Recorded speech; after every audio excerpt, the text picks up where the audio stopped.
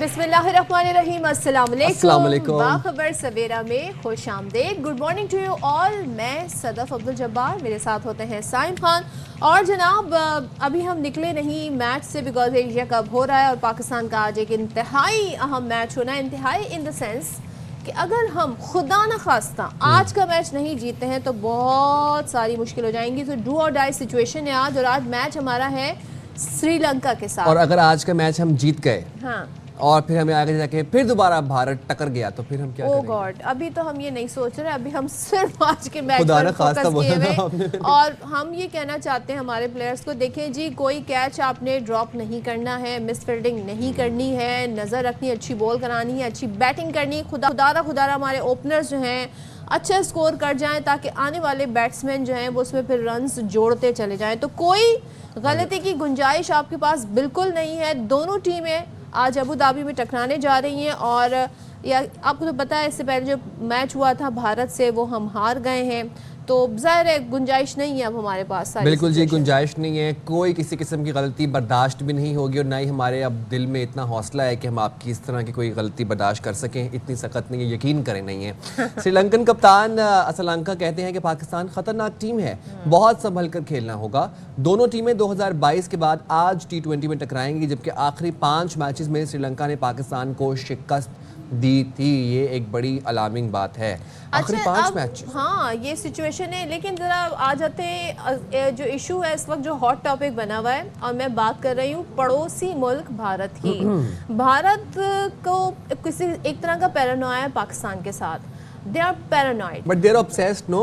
Obsessed with ARY especially. सोचे उनकी billions में आबादी है, लेकिन उनका मसला सिर्फ क्या है जी, पाकिस्तान के हवाले से बात करना। अब कुछ नहीं, मैच जीत गए। मुझे तो इस बात पे मैं कहती हूँ, कैसे लोग हैं आप लोग? यू पीपल आर लाइक, मैं इसके कोई अल्फाज ढूंढना चाह रही हूँ। dumb. हाँ, आप मैच जीत गए, सेलिब्रेट करें, अपने प्लेयर्स की परफॉर्मेंस पे बात करें। आपकी बड़ी ज़बरदस्त टीम है, लेकिन आप बात किस पे कर रहे हैं कि साहबजादा फरहान ने जी जीत के बाद अपनी जो हाफ सेंचुरी स्कोर की, तो उन्होंने किस तरीके से सेलिब्रेट किया, हारिस रऊफ क्या कर रहे थे, और ये सारी चीज़ें फोकस हैं। और तो और वो पाकिस्तानी चैनल्स भी बड़े शौक से देखते हैं। तो भाई channels, I think only ARY काफ़ी शौक से देखते हैं वो। अच्छा जी, अब वो सीख पा हो गए हैं, और अपनी जीत को भुलाकर उन्होंने जी पता नहीं कौन सी कहानियाँ घड़ना शुरू कर दी हैं। बिल्कुल जी, अब कहानी ये है। पहले तो आप ये देखें ना कि पाकिस्तान इंडिया का जब मैच हुआ था, उसमें अब जो हॉट टॉपिक जो ज़ेरे बहस आ रहा है, जिस पर गोदी मीडिया प्रोपेगेंडा कर रहा है, एक तो वो ये था। पहले आप ये एक्शंस देख लें, फिर उसके ऊपर हम बात भी करते हैं कि गोदी मीडिया ने हरकत क्या की है। जरा दिखाएं जी, हारिस रऊफ वाला एक्शन दिखाएं कि किस तरीके से। ये हारिस रऊफ ने जिस तरह से राफेल्स को गिरने का इशारा किया, क्योंकि पीछे से इंडियन फैंस कर रहे थे हूटिंग और कैट कॉलिंग, फिर उन्होंने ये भी किया। ये तो तारीखी 6-0 है, और ये देख के फिर भारतीय गोदी मीडिया को एकदम से सेंसेशन हुई। ये साहबजादा फरहान है, और ये इनका स्टाइल है। धोनी भी करते हैं। This was not the first time कि साहबजादा इस तरीके से साहबजादा फरहान सेलिब्रेट कर रहे हैं। उससे पहले भी आप इनके मैचेस देखें, जब भी स्कोर करते हैं अच्छा, तो इस तरह सेलिब्रेट करते हैं। और नॉट टू फॉरगेट, इसको टारगेट कर रहे हैं धोनी। धोनी जो है बड़े फेमस कैप्टन इंडिया के, उनका भी सेलिब्रेशन का अंदाज ऐसा रहा है। अभी ज़रा आप देखें वो किस तरीके से सेलिब्रेट करते हैं, देखें इस तरीके से। अब भारत कहते हैं ना, पाकिस्तान को किसी भी तरीके से टारगेट करने का कोई बहाना नहीं भूलता, लेकिन आप धोनी का अंदाज देखें, बिल्कुल इसी तरीके से जश्न मनाया उन्होंने। बिल्कुल जी। अब हुआ क्या कि ये तो आपने तमाम तरह एक्शंस देख लिए। ये मैच होता है, मैच में हीट ऑफ द मोमेंट होती है, एक स्पोर्ट्समैन स्पिरिट होती है। अब आपको तो दिखाते हैं कि इन चीज़ों के ऊपर गोदी मीडिया कैसे एक्टिव हुआ, और गोदी मीडिया ने क्या प्रोपेगेंडा करना शुरू किया। दिखाएं जी जरा।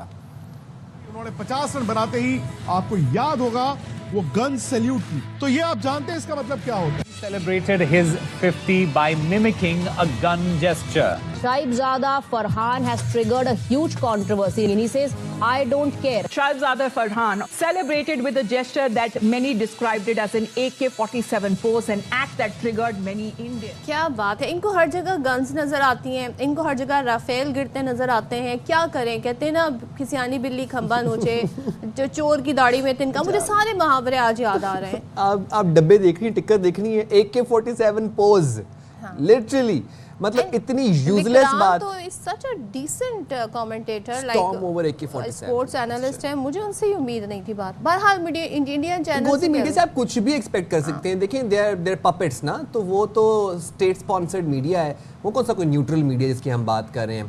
اچھا ابھی آپ یہ دیکھیں ذرا کہ اب رات کو ایشیا کپ کی اسپیشل ٹرانسمیشن چل رہی تھی, اس میں اے آر وائی کے ایک کامیڈک آرٹسٹ ہیں مصطفیٰ چودھری, انہوں نے مذاق میں چٹکلا چھوڑا کہ جو پاکستانی کرکٹرز ہیں ان کو ایسے مطلب فائر کر دینا چاہیے تھے. اب اس بات کے اوپر مذاق میں بات تھی, ایک بہت لائٹر نوٹ پر بات ہو رہی تھی, اس بات پہ ایک دم سے گودی میڈیا ایکٹیو ہو گیا اور پھر کیا وبال مچایا انہوں نے, چیخ کے, وہ تو آپ کو پتہ ہے ٹاپ آف دا لنگس کیسے چیختے ہیں, ذرا دیکھیں انہوں نے کیا کیا. پھر During a live broadcast in Pakistan, panelists were heard suggesting that some players should open fire and end the match. یہاں سے اگر لڑکے جان مارے تو میچ جیت سکتے ہیں ہم, یا میرے خیال میں یا تو یہ کر دیں یا میں تو کہتا ہوں کہ کچھ لڑکے فائرنگ ہی کر دیں نا ادھر, میچ ہی ختم کرو. اچھا کیونکہ کنفرم ہے ہم ہاریں گے.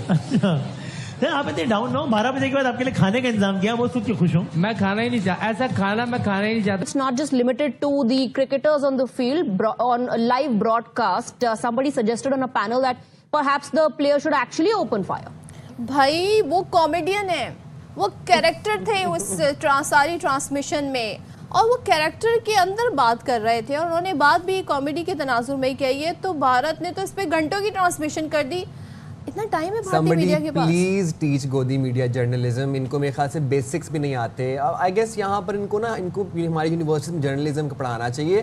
لیکن جو بھی ہوا نا, لیکن وہ کہتے ہیں نا چس بہت آئی. ایک بات بتائیں سائم, یہ اپنی جیت کیوں نہیں ڈسکس کر رہا ہے؟ کیوں انہیں پاکستانی پلیئرز, پاکستانی کیا کر رہے ہیں, پاکستان نے اب کیا ایکشن لیا, پاکستان یہ کرتے رہتے, اپنی جیت ہی بھول گئی. فوبیا ہو گیا نا پاکستان کا بھی. وہ مشہور ڈائلاگ تھا نا کہ سو جا بچے ورنہ گبر آ جائے گا. اب ان کو یہ بتاتے ہوں گے کہ سو جاؤ ورنہ پاکستان آ جائے گا. یہ اتنے obsessed ہو گئے ہیں پاکستان سے, اور خاص طور پر مجھے لگتا ہے کہ سارا ٹائم بیٹھ کے اے مانیٹر کر رہے ہوتے ہیں. اب آپ دیکھیں رات کتنے 11 بجے کا پروگرام تھا, 10 بجے کا تھا, اور اس میں اتنی چھوٹی سی بات, وہ بھی جو آپ نے ایک مذاق میں ایک بینٹر میں کر رہے ہیں, وہ پکڑ لی, اور اس کے اوپر باقاعدہ ٹکر اور ڈبے چلا کے اور ایسی بریکنگ نیوز کی. مطلب اس سے زیادہ جنگو کیا ہی ہو سکتا ہے جرنلزم. بالکل بھائی, آپ یہ دیکھیں کہ یہ اے آر وائی کو اتنے کلوزلی مانیٹر کرتے ہیں. آپ کو یاد ہوگا ارنب گوسوامی, ارنب گوسوامی نے نام لے کے کہا تھا اور پاکستانیوں کو مخاطب کر کہا تھا کہ پاکستانیوں اے آر وائی نیوز نہ دیکھا کرو. اب اس سے زیادہ ڈلولو کوئی ہو نہیں سکتا ہے. اور بس لگتا ہے مانیٹرنگ پہ پاکستان کے جو channel A R Y News, اس کو ڈالا ہوا ہے انہوں نے, اور کنٹینیوسلی یہ دیکھتے رہتے ہیں جی ہم کیا کہہ رہے ہیں. تھینک گاڈ ہم آپ کی طرح نہیں. بٹ پاکستانیوں نے اس بات کا ثبوت بار بار دیا کہ اے آر وائی ان کا فیوریٹ نیوز چینل ہے, اور وہ اس بات کا اظہار بھی کر چکے ہیں, فیڈ بیک بھی ہمیں دیتے ہیں. Thanks to all of you for the support. چلیں جی آگے بڑھتے ہیں. اچھا جناب, بھارت کے خلاف اہم میچ میں فخر زمان کو آؤٹ دینے کا تھرڈ امپائر کا متنازع فیصلہ تھا. آپ کو یاد ہوگا جو ہم ڈسکس کر رہے تھے کہ بال زمین پر ٹچ ہو کے پھر گلوز میں گئی تھی. اچھا اس کے بعد نا اب ہم سوشل میڈیا پر دیکھ رہے ہیں بہت کلیئر امیجز آ گئی ہیں, اور باقاعدہ نظر آ رہا ہے کہ بال زمین پر ٹچ ہوئی ہے, اس کے بعد ہاتھوں میں گئی ہے. تھرڈ امپائر نے اس پہ کہا تھا جناب یہ آؤٹ ہیں. جو ہمارا اور ہمارے علاوہ بہت سے سینئر سپورٹس جرنلسٹ کا, سابق پلیئرز کا یہی موقف تھا کہ یہ آؤٹ نہیں ہے. فخر کا آؤٹ متنازع ہو گیا تھا. اب پی سی بی نے آئی سی سی سے شکایت کر دی اور معاملے کا جائزہ لینے کا مطالبہ کیا ہے. اچھا, اب معاملے کا جائزہ لینے کا مطالبہ تو کیا ہے, لیکن جو سری لنکن امپائر ہے اس کے فیصلے کو سابق کامنٹیٹرز جیسے کہ سائم بھی بتا رہے ہیں تنقید کا نشانہ بنا رہے ہیں. اب میچ ریفری ہیں این ڈی پائرکرافٹ, سب ان کو پہچان گئے ہوں گے, بڑے فیمس ہو گئے ہیں جی. وہ انہوں نے کہا یہ معاملہ ان کے دائرہ اختیار میں نہیں آتا ہے, جس کے بعد پی سی بی نے پھر آئی سی سی سے شکایت کی ہے. تو آئی سی سی مجھے لگتا ہے خواب غفلت میں سو رہا ہے. آ کر سوربھ کمار یادو کیا پریس کانفرنس کرتے ہیں, وہ اس پہ بھی کوئی ایکشن نہیں ہوتا. اور اس کے بعد جی آپ یہ دیکھیں اس پر بھی اب اگر کوئی ایکشن نہیں ہوتا تو پھر سوال تو بہت سارے اچھا میں یہ دیکھا تھا پراکسی پائرکرافٹ نے کہا بھائی مجھے اس میں نا ڈریگ کرو, آپ لوگ جانے بس کر دیں, وہ آپ کا کلپ نکال کے بھی نا پھر ٹرانسمیشن کر دیں گے 3-4 گھنٹے کی.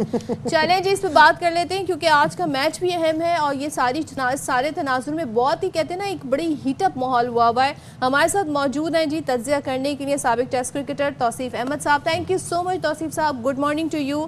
آج کا میچ انتہائی اہم ہے. بھارت کے ساتھ جو شکست ہوئی, ہم طلعت حسین کو لے آئے, پھر ہم نے نواز سے بول نہیں کرایا, پھر ہم نے ریگولر بالر سمجھنا شروع کر دیا سائم کو. بہت ساری ایسی مسٹیکس ہیں جو ہم نے کی. پھر ہمیں یہ تھا کہ جی سلمان علی آغا کو خود نہیں آنا چاہیے تھا, لیکن وہ خود آ گئے بیٹنگ میں. آج کیا مشورہ دیں گے آپ پاکستان ٹیم کو؟ جی شکریہ. پہلے تو میں وہ بات کروں کہ ان کا یہ حال اب ہے, اگر ہار جاتے تو کیا حال ہوتا, آپ خود سوچیں. اور میرا خیال ہے کہ جب آدمی پاگل ہو جاتا ہے نا, سوچنے کے قابل تو رہتا ہی نہیں. ابھی کیا اب آپ خود جو ہے وہ یہ حرکتیں کروا رہے ہو لوگوں سے, عجیب عجیب باتیں کرو گے تو ظاہر ہے ہمارا ٹیمپرامنٹ بھی, ہم بھی انسان ہیں, ہم اس طرح کی حرکتیں نہیں کرتے ایسی فضول والی جو آپ لوگ بیٹھ کے کر رہے ہو. لیکن ہم نے تو جہاز اڑا دیا. میں تو سوچ رہا تھا اس وقت 5 کیچ انہوں نے گرائے تھے, میں نے کہا یار اگر یہ 6 گرا دیں گے تو میں بھی کہیں کسی جگہ پہ جو ہے یہ کہہ دوں گا کہ 6 کا اشارہ کر دوں گا. تو مطلب کہنے کا یہ ہے کہ ان کا جو ہے نا بالکل معاف ہو چکے ہیں یہ لوگ, اور حیرت ہے انہیں, اپنا ایونٹ کو خود ہی خراب کر رہے ہیں. اور نظر آ رہا ہے سیدھا سیدھا کہ سارے 22 ہوئے میں, امپائر سے لے کے ہر آدمی جو ہے وہ اس کا آؤٹ دینا اور یہ سب کچھ. لیکن میں صرف اپنے والوں سے یہی کہتا تھا کہ آپ ان کو ہرا دو ایک دفعہ تو یہ تو گراؤنڈ ہی چھوڑ کے بھاگ جائیں گے, مجھے ایسا فیل ہوتا ہے. تو جہاں تک آج کی آپ نے بات کی, یس ڈو اینڈ ڈائی ہے, ہمیں بالکل جو ہے جانا چاہیے. جو پچھلا ہوا ہے ہمیں پتہ ہے کیا ہوا ہے, اور مجھے حیرت ہے کہ اتنی اچھی بیٹنگ پچ پہ 9 اوور میں 90 رنز, اور اس کے بعد آپ کے بعد 2-3 پلیئر آتے ہیں, اور آنے کے بعد کیا وجوہات ہیں جو آپ وہ واٹر ٹائم کے بعد فوراً ہی کچھ شروع ایسا ہوا کہ مجھے آئی ایم سوری, میں پتہ نہیں الفاظ کوئی ایسا نہ نکل جائے, لیکن سلمان علی آغا, محمد نواز اور حسین طلعت یہ 3 آن کے مطلب ٹوٹل 46 انہوں نے ڈاٹ بالز کھیلے. وہاں ہو کیا رہا تھا, آپ کے سارے تو کام یہ لوگ کر کے گئے تھے اس سے ہٹ کے. تو وہ ٹھیک ہے فخر کا آؤٹ دیا جو بھی, لیکن کام تو انہوں نے کر دیا. ایسی پچ نہیں تھی, بالر سارے ان کے ختم ہو گئے تھے, اور اس کے بعد آپ سے سنگلز بھی نہیں نکل رہے تھے جو آپ اتنا ڈاٹ بالز بھی, اور آپ ایوریج کو نیچے لے گئے اٹھا کے, جہاں کہ آپ کے وکٹس باقی ہوتے ہیں. ایک ہی وکٹ گرا تھا نا, آپ کے وکٹ باقی ہوتے ہیں, پھر آپ کے چینجز ہیں. باقی آپ نے ٹھیک کہی ہیں ساری باتیں کہ چینجز ہیں. پھر میں یہ کہتا ہوں کہ یہ بیٹنگ آرڈر کو کس طرح انہوں نے کیا. دیکھیں اس سے پہلے جو میچ ہوا تھا اس میں شاہین آفریدی نے نیچے سے آن کے چھکے مارے تھے, اور بھائی ایسے ٹائم میں جب ٹائم کم ہو گیا تو ایک آدمی پہلے کھیل چکا ہے, آپ سب کو چھوڑ کے اس کو بھیج دو نا, اس نے تو جا کے مارنا ہی ہے. تو مطلب یہ چیزیں ایسی ہیں جو دیکھنے سے تعلق ہے. ان کا ایک ہی چل رہا ہے, نواز کو بالنگ کیوں نہیں کرائی. اب یہ تو میں سیدھی بات کہتا ہوں کہ یہ حیرت ہے. اب کل میں کچھ ٹیسٹ پلیئرز کو سن رہا تھا, وہ یاسر حمید بیٹھے تھے ایک اس میں, کہ بہت اچھا ہوا نہیں کرائی اس سے, اس لیے کہ وہ کھبے کھیل رہے تھے. کیا باتیں کر رہے ہو یار آپ لوگ, آپ خود ایسی باتیں کرتے ہو کہ مجھے حیرت ہوتی ہے. کھبے کھیل رہے تو کیا ہوا, آپ کا مین بالر ہے, اس وقت وہ ماریں گے, مارنے کے میں آؤٹ ہونے کے تو چانس ہے, اور پھر مین بالر آپ کا ہے وہ, اور اس کو آپ نے بولنگ نہیں کرائی. یار حیرت ہوئی ہے. اور یہ ہمارے کچھ ٹی وی پہ لوگ بیٹھے ہیں, ایسی باتیں جس کا سر ہے نہ پیر ہے, اس سے کراتے. میں تو کہہ رہا ہوں اگر سائم ایوب وکٹیں نہیں لی ہوئی ہوتی نا انہوں نے, وہ کل وہ بھی ڈراپ ہو جاتے. یہ تو پکی بات تھی. تو کہنے کا مطلب یہ کہ اب آگے ڈو اینڈ ڈائی ہے. تو بھائی ویسے اگر بات کی جائے ڈاٹ بالز کی اور یہ ٹک, یہ تو ایک کرونک بیماری ہے, اس کا علاج تو اب ٹائم ٹیکنگ ہے, اس میں ٹائم لگے گا اس بیماری کے علاج میں. ویسے وہ تو بلایا ہے نا, سائیکیٹرسٹ کو بلایا ہے نا انہوں نے, اس کو صحیح کرنے کے لیے. ویسے اب اگلے میچ میں سائیکیٹرسٹ تو وہ پریشر ہینڈل کرنا سکھائیں گے نا, یا یہ ڈاٹ بال کیسے کھیلیں ان کو کیا پریشر. ابھی میں نے کل کسی ٹی وی پہ کہا تھا, میں نے کہا کیا مطلب ہم لوگ کیا خدا نہ خواستہ ہمارے پلیئروں کے دماغ تھوڑی خراب ہو گئے یا کیا بتانا چاہ رہے ہو. ابھی ان کو میں نے بتایا تھا کہ 5,000 کی گڈی آپ دیں 2 لاکھ کی, اور اس میں سے 3 نوٹ نکال لیں اور ان کو نہیں بتائیں, آپ ان کے ہاتھ میں دیں, یہ سیکنڈوں میں آئیں گے آپ کے پاس کہ اس میں تو سر 3 نوٹ کام ہے. بات یہ ہے کہ الحمدللہ آپ کو پیسے مل رہے ہیں, گھر میں کوئی پرابلم نہیں, سب کچھ ہو رہا ہے. اس میں آپ جو آپ کھیل رہے ہیں کھیل उसमें आपका दिमाग नहीं कर रहा। हर आदमी जब कोई भी वो करता है उसमें उसको उसके ऊपर जाना पड़ता है, सोचना पड़ता है। मुझे तो हैरत होती है, ये साइकियाट्रिस्ट ये वो, भाई अपना दिमाग आपका काम नहीं कर रहा है तो बाहर वाले का आन के आपको, क्या इतने ग्रेट प्लेयर आपके साथ नहीं रहे? उन्होंने नहीं बताया आपको? वो तो उनसे पढ़ के कौन हो सकता है, वो तो खेले हुए थे। मतलब आपके समथिंग रॉन्ग यार, सीधी बात है, समथिंग रॉन्ग, उसको देखना पड़ेगा। अभी आप देखें, हम तो वो लोग हैं, ये ना माने इंडिया, हम तो वो लोग हैं, हम मानते हैं आपकी टीम बहुत अच्छी है और बहुत कल आप बच गए मेरे हिसाब से, लेकिन बात यही है कि अगर आप 225 भी हम कर देते तो शायद। लेकिन तौसीफ साहब एक चीज बताएं, अब आज क्या फिर दोबारा से तलत हुसैन शामिल हो, क्या दोबारा से फिर नवाज को ना खिलाया जाए? होना क्या चाहिए आज, फिर कॉम्बिनेशन क्या होना चाहिए? देखिए ये जगह पे जहां मैच हो रहा है इस वक्त अबू धाबी में, ये बैटिंग ट्रैक है, इसमें आपको थोड़ा सा रन्स बनेंगे तो आपको खुदा के बाद अब ये चेंजेस करके ही पहले मुसीबत डाल दी है इन्होंने पिछले मैच में। अब ना बॉलिंग ना बैटिंग, किस लिए लेके आ रहे हो आप? कौन आपको कहा जाके वहां पे कि इनको इंक्लूड करो? क्या वजह है? मुझे तो हैरत है। आकिब गए थे वहां और भी गए थे लोग, क्या इनको डलवाया गया? किस लिए डलवाया गया आप बताएं तो मुझे, क्या वजूहत है? कोई समझ नहीं है, कुछ नहीं है। अभी कोई ऐसी बात आ गई ना, मुसीबत खामखाई जो है अपने गले ले लूंगा मैं। तो आपको अभी ये सोचना चाहिए, आप हसन नवाज को वापस लेके आओ और इस पिच पे देखिए वो हार जरूर गए हैं श्रीलंकन, मगर मैं आपको बताऊं वो बहुत जबरदस्त टीम है।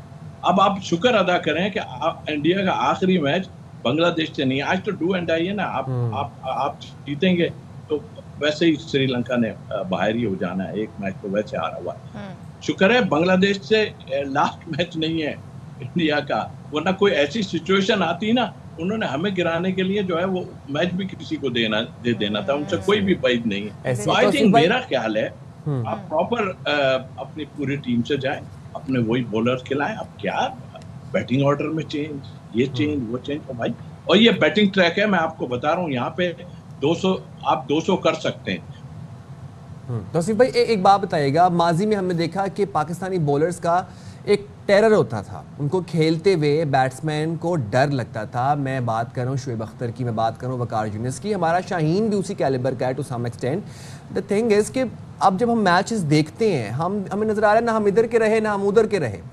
अब वो बात है गंजी नहाए क्या निचोड़े क्या, तो कोई ऐसा खिलाड़ी है हमारी टीम में जिसको मर्द बहरान कह सकते हैं? है तो बताएं।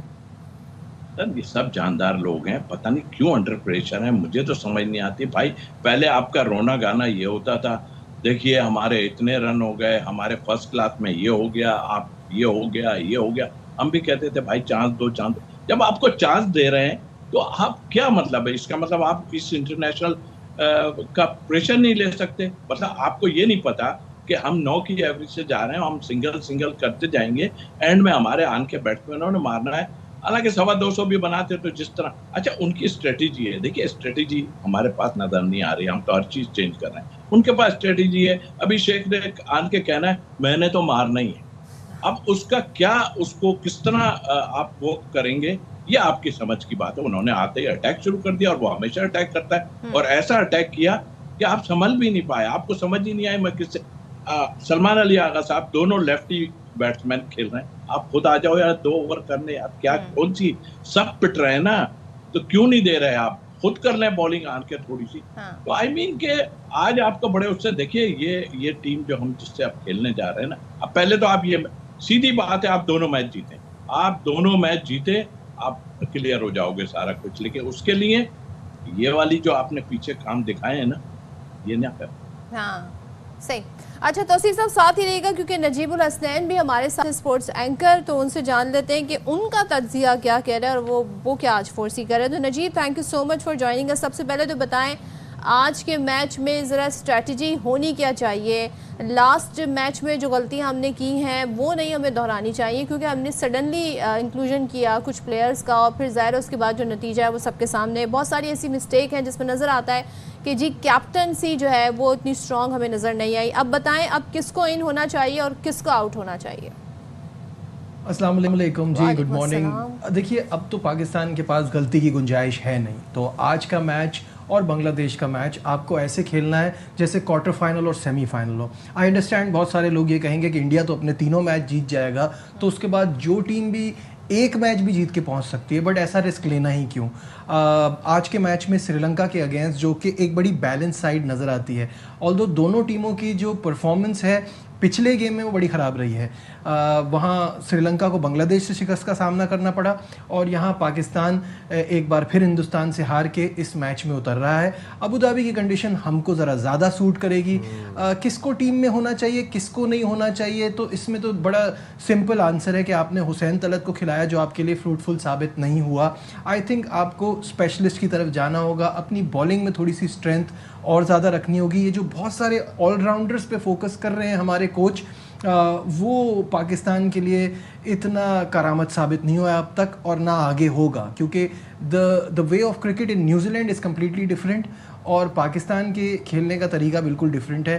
تو میرے خیال سے ان کو کمپلیٹ اسپیشلسٹ پہ جانا چاہیے, تبھی آج کے میچ میں کامیابی ملے. اچھا نجیب, آپ نے بھی پچ کی بات کی, آج کا میچ ابو دھابی میں ہے, وہاں کی کنڈیشنز کیسی ہیں, پچ کیسی ہے, اور بالفرض اگر ہم ٹاس جیت جاتے ہیں پاکستان کو پہلے بول کرنا چاہیے یا بیٹ؟ بالکل, ابو دھابی کی پچ جو ہے وہ پاکستان کو سوٹ کرے گی زیادہ, اور یہاں پہ ہائی سکورنگ میچز بھی ہو رہے ہیں. جس طرح ہم نے پچھلے تمام گیمز دیکھ لیں جو ابھی تک ایشیا کپ میں ہوئے ہیں, ابو دھابی میں رن زیادہ بن رہے ہیں, اور بڑی کمال کی مزیدار پچ ہوتی ہے. آئی تھنک پاکستان کو ٹاس جیت کر بالنگ کا فیصلہ کرنا چاہیے, چیز کرنا ہی پاکستان کو سوٹ کرے گا. دس از واٹ آئی فیل. لیکن چاہے پہلے بیٹنگ ہو چاہے بعد میں بیٹنگ ہو, جس طرح کی غلطیاں ہم کر رہے ہیں نا, ان غلطیوں سے جان چھڑانی ہے. پچھلے میچ میں جو ہم نے مسٹیکس کی ہیں اس کو دہرانا نہیں ہے, تبھی ہم کامیابی حاصل کر سکتے ہیں.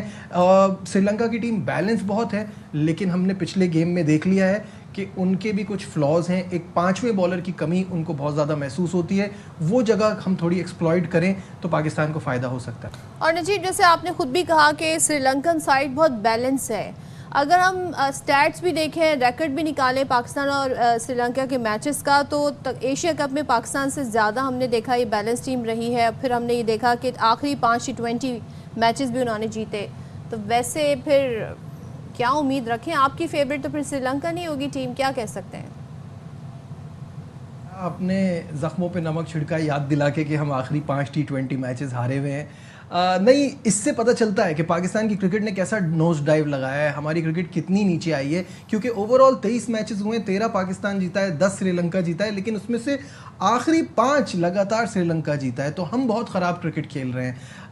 آپ صحیح کہہ رہی ہیں کہ اس وقت بیلنس ان کا ہم سے بہتر نظر آ رہا ہے, لیکن یہ پاکستان, سری لنکا, بنگلہ دیش, یہ ایک جیسی ٹیمیں ہیں, تو ان میں کوئی بھی اپنے دن کچھ بھی کر سکتا ہے. مجھے ایسا لگتا ہے کہ پاکستان کو یہاں پروف کرنا ہے کہ دے آر بیٹر سائڈ. یہ یاد رہے کہ 2022 کے ایشیا کپ کے فائنل میں بھی سری لنکا نے پاکستان کو ہرایا تھا 23 رن سے, تو ہمیں اس کا بھی بدلہ لینا ہے اور دکھانا ہے کہ we are a better side. اچھا توصیف بھائی, آپ کی طرف آؤں گا. آج ہم نے ایک ڈیولپمنٹ دیکھی ہے کہ پی سی بی نے اب باقاعدہ ICC کو شکایت کرنے کا فیصلہ کر لیا ہے اس بات پہ جو کہ فخر زمان کا متنازع آؤٹ تھا, اور ہم نے پھر بعد میں یہ بھی دیکھا کہ وہ بال باقاعدہ زمین کو لگ کے گلوز کے اندر گئی تھی. اس فیصلے کو کیسے دیکھتے ہیں آپ؟ پاکستان اب کوئی بات جاننے نہیں دے رہا, پاکستان چھوٹی سے چھوٹی بات کے اوپر بھی پی سی بی, خاص طور محسن نقوی صاحب سٹینڈ لے رہے ہیں اور بڑا فرم سٹانس لیتے ہوئے نظر آ رہے ہیں. جو ہمیں نقصان ہونا تھا ہو گیا, سچی بات ہے, اور یہ ایک کاغذی کارروائی ہے. شکایت ہوگی, وہ جو امپائر اوپر بیٹھا ہے اس کے پوائنٹس کم ہو جائیں گے, آگے جو پوائنٹ چلیں گے اب پتہ نہیں وہ پوائنٹس کم کریں گے بھی کہ نہیں کریں گے, سارا معاملہ تو خراب ہے. تو یہ تو اس پہ چلا جاتا ہے, اس سے کوئی تعلق نہیں. اتنی بڑی بڑی چیزیں ہو گئیں, آپ کا کوئی پوچھنے والا نہیں ہے. وہی ریفری آپ کے پاس ابھی بھی موجود ہے, ہم نے کمپرومائز کیا, چلو بھائی ٹھیک ہے. یا وہاں جو کچھ بھی ہوا ہمیں نہیں پتا کیا آپس میں بات ہوئی ہے, اور ظاہر ہے پاکستان نے بہت اچھا کیا کہ بھائی کھیل کو کھیل کی طرح ہمیشہ کی طرح ہم کر رہے ہیں. تو میرا کہنے کا مطلب یہ شکایتیں, یہ چیزیں, غلط ڈیسیجن, یہ امپائر کے پوائنٹس کم ہوتے ہیں بس, اور کچھ بھی نہیں ہے. وہ تو کر گیا نا کام اپنا جس نے بھی کرنا تھا. بہرحال یہ تو اپنی جگہ ہے, پر آپ سیدھا اس وقت دیکھیے, میں ابھی ایک آپ کو بتاؤں, اس سے پہلے 5 پاکستانی جو تھے نا اس میچ سے پہلے 5 پاکستانیوں نے 338 رن بنائے تھے, اور انڈیا کے پہلے 5 بیٹسمینوں نے 305 رن بنائے تھے اس میچ سے پہلے. تو دیکھیں یہاں بھی ہم اوپر ہی تھے, ہم ہر چیز میں ہیں. ہماری جو ڈسٹریبیوشن ہے نا, چاہے وہ بیٹنگ کی ہو یا بولنگ کی. ہماری ڈسٹریبیوشن ہے ہی صحیح نہیں. کبھی کچھ کر رہا ہے وہ کپتان, عجیب ہی ناخن کھا کھا کے اس نے پاگل کر کے رکھ دیا ہمیں.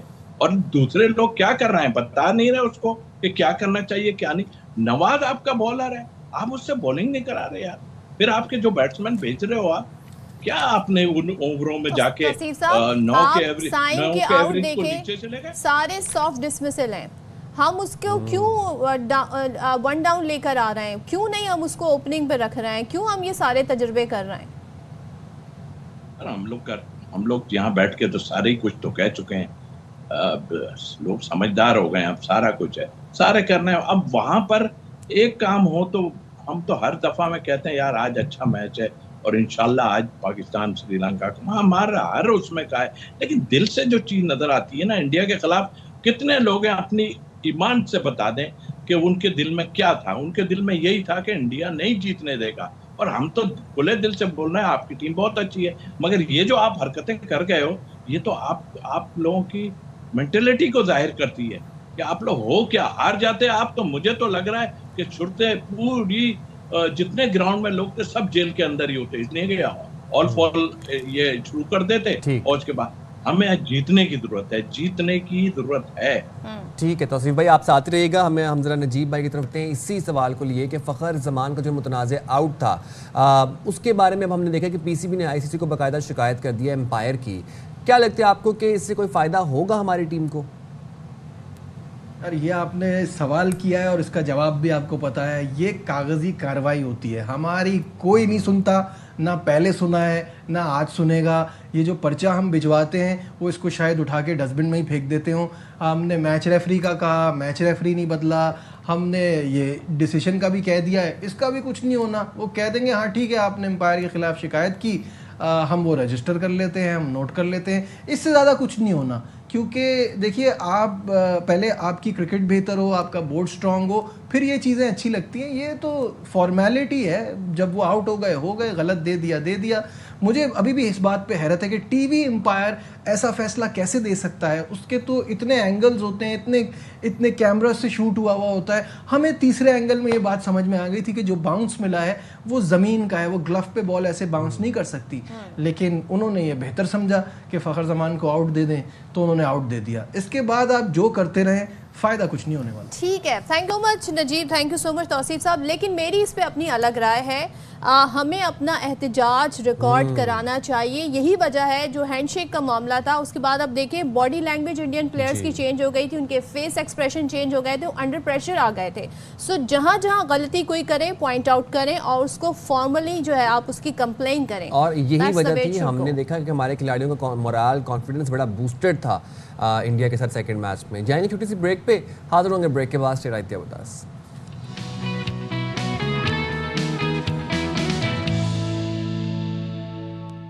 ویلکم بیک جناب. میچ کی بہت باتیں ہو گئیں, اب ذرا ہم مسائل کی طرف آ جاتے ہیں. مسائل کے حل کیا ہیں, کیونکہ آپ کو پچھلے دنوں پتہ ہے کہ بہت زیادہ بارشیں جب ہوئیں اور اگست کے منتھ میں جو بارشیں ہوئیں, اس کے بعد کراچی میں ہم نے دیکھا, اس سے پہلے ہی ہم دیکھ رہے تھے کہ چکن گونیا اور اس طرح کے امراض جو ہیں کافی زیادہ رپورٹ ہو رہے تھے.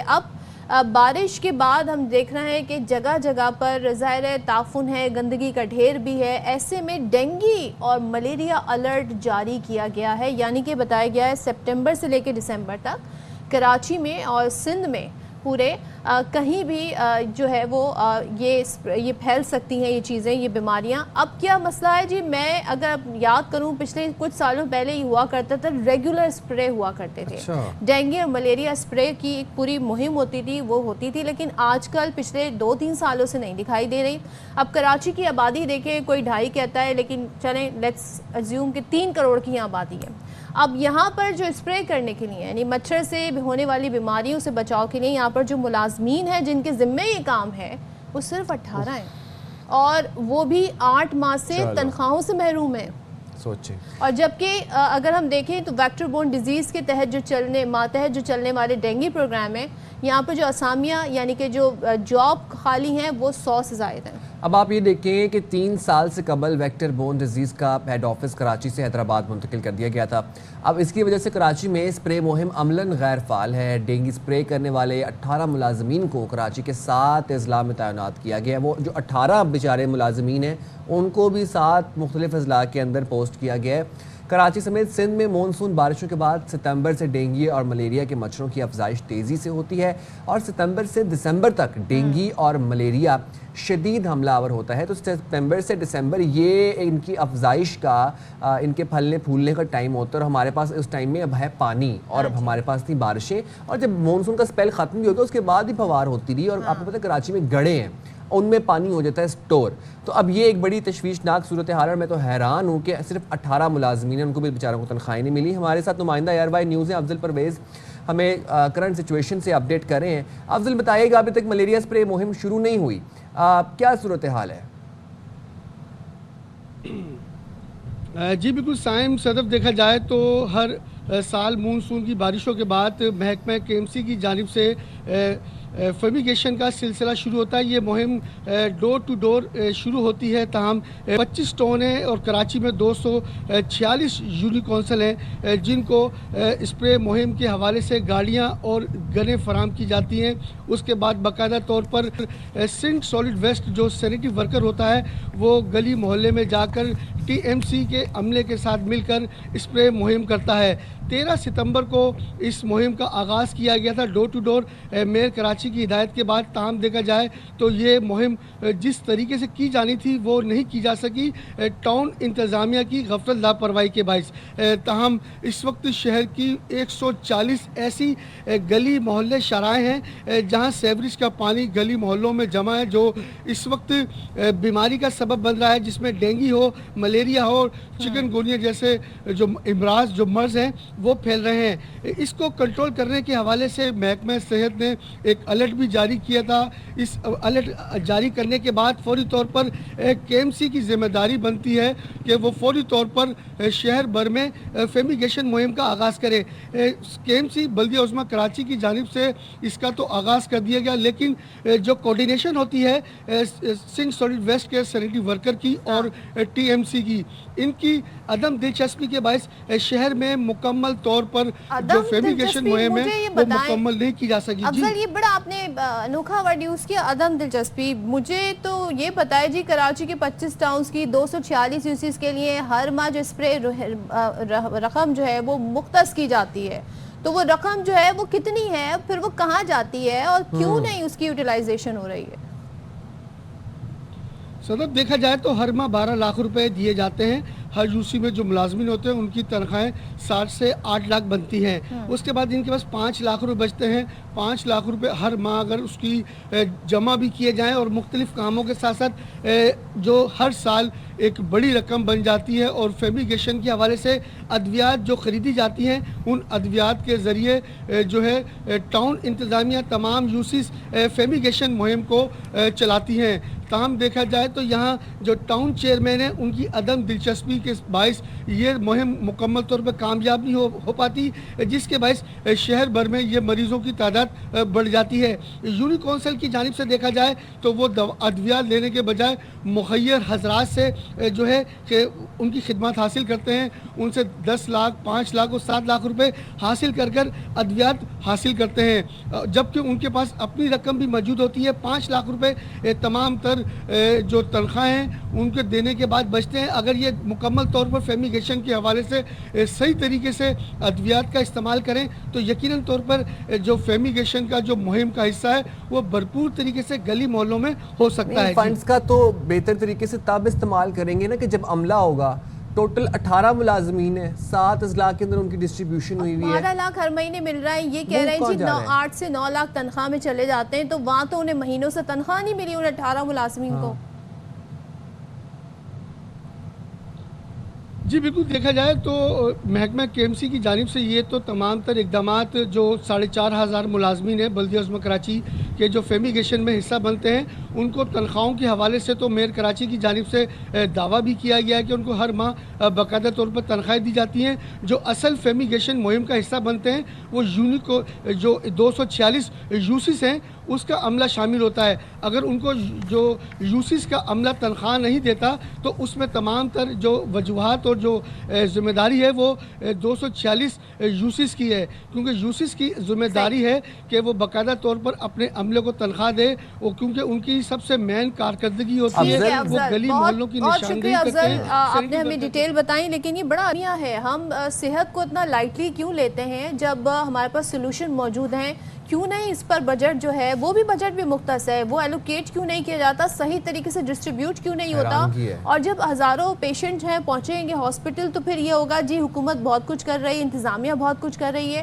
صفائی ستھرائی کا کام آپ کر لیں, بہت سی بیماریوں سے لوگ بچ جائیں. یہ ہوگا کہ جی ہمارا ہیلتھ سسٹم تو A1 ہے, بس پیشنٹ کا انفلکس بہت زیادہ ہو گیا ہمارے پاس ایک دم سے, اس لیے ان وجوہات کی وجہ سے پیشنٹ کا انفلکس ہوتا ہے. گفتگو کر لیتے ہیں تمام سچویشن میں ہمارے ساتھ موجود ہیں ڈائریکٹر میونسپل سروسز ڈاکٹر عظمیٰ شاہ صاحبہ. بہت شکریہ عظمیٰ شاہ صاحبہ, آپ نے باخبر سویرا کے لیے وقت نکالا. ذرا بتائیے گا کراچی کے لیے ڈینگی اور ملیریا الرٹ جاری کر دیا گیا ہے, اس کے لیے اب تک کیا اقدامات کیے گئے ہیں؟ ویسے پلیز تھوڑا سا لاؤڈ آپ بولیں گے, مجھے آواز نہیں آئی. عظمیٰ صاحبہ آپ کو میری آواز آ رہی ہے؟ نہیں, آپ کی آواز بہت کم آ رہی ہے. ٹھیک ہے عظمیٰ صاحبہ کی اگر ہم آواز بڑھا سکیں. عظمیٰ صاحبہ میں آپ سے یہ پوچھتا تھا کہ کراچی کے لیے ڈینگی اور ملیریا الرٹ جاری کر دیا گیا ہے, اب اس تمام تر سچویشن کے پیش نظر, اس الرٹ کے پیش نظر کیا اقدامات کیے جا رہے ہیں؟ دیکھیں, جو ہم نے KMC کے بطور میں ممبر ہوں تو میں آپ کو یہ بتانا چاہتی ہوں کہ یہ پلاننگ جو ہے وہ پچھلے 3 ماہ سے ہماری اسٹارٹ ہو گئی ہے. مطلب جولائی, اگست اینڈ سپٹمبر, یہ 3 منتھ ہوتے ہیں جس میں ہم نے مونسون, پری مونسون, پوسٹ مونسون اور رینی سیزن ہوتا ہے.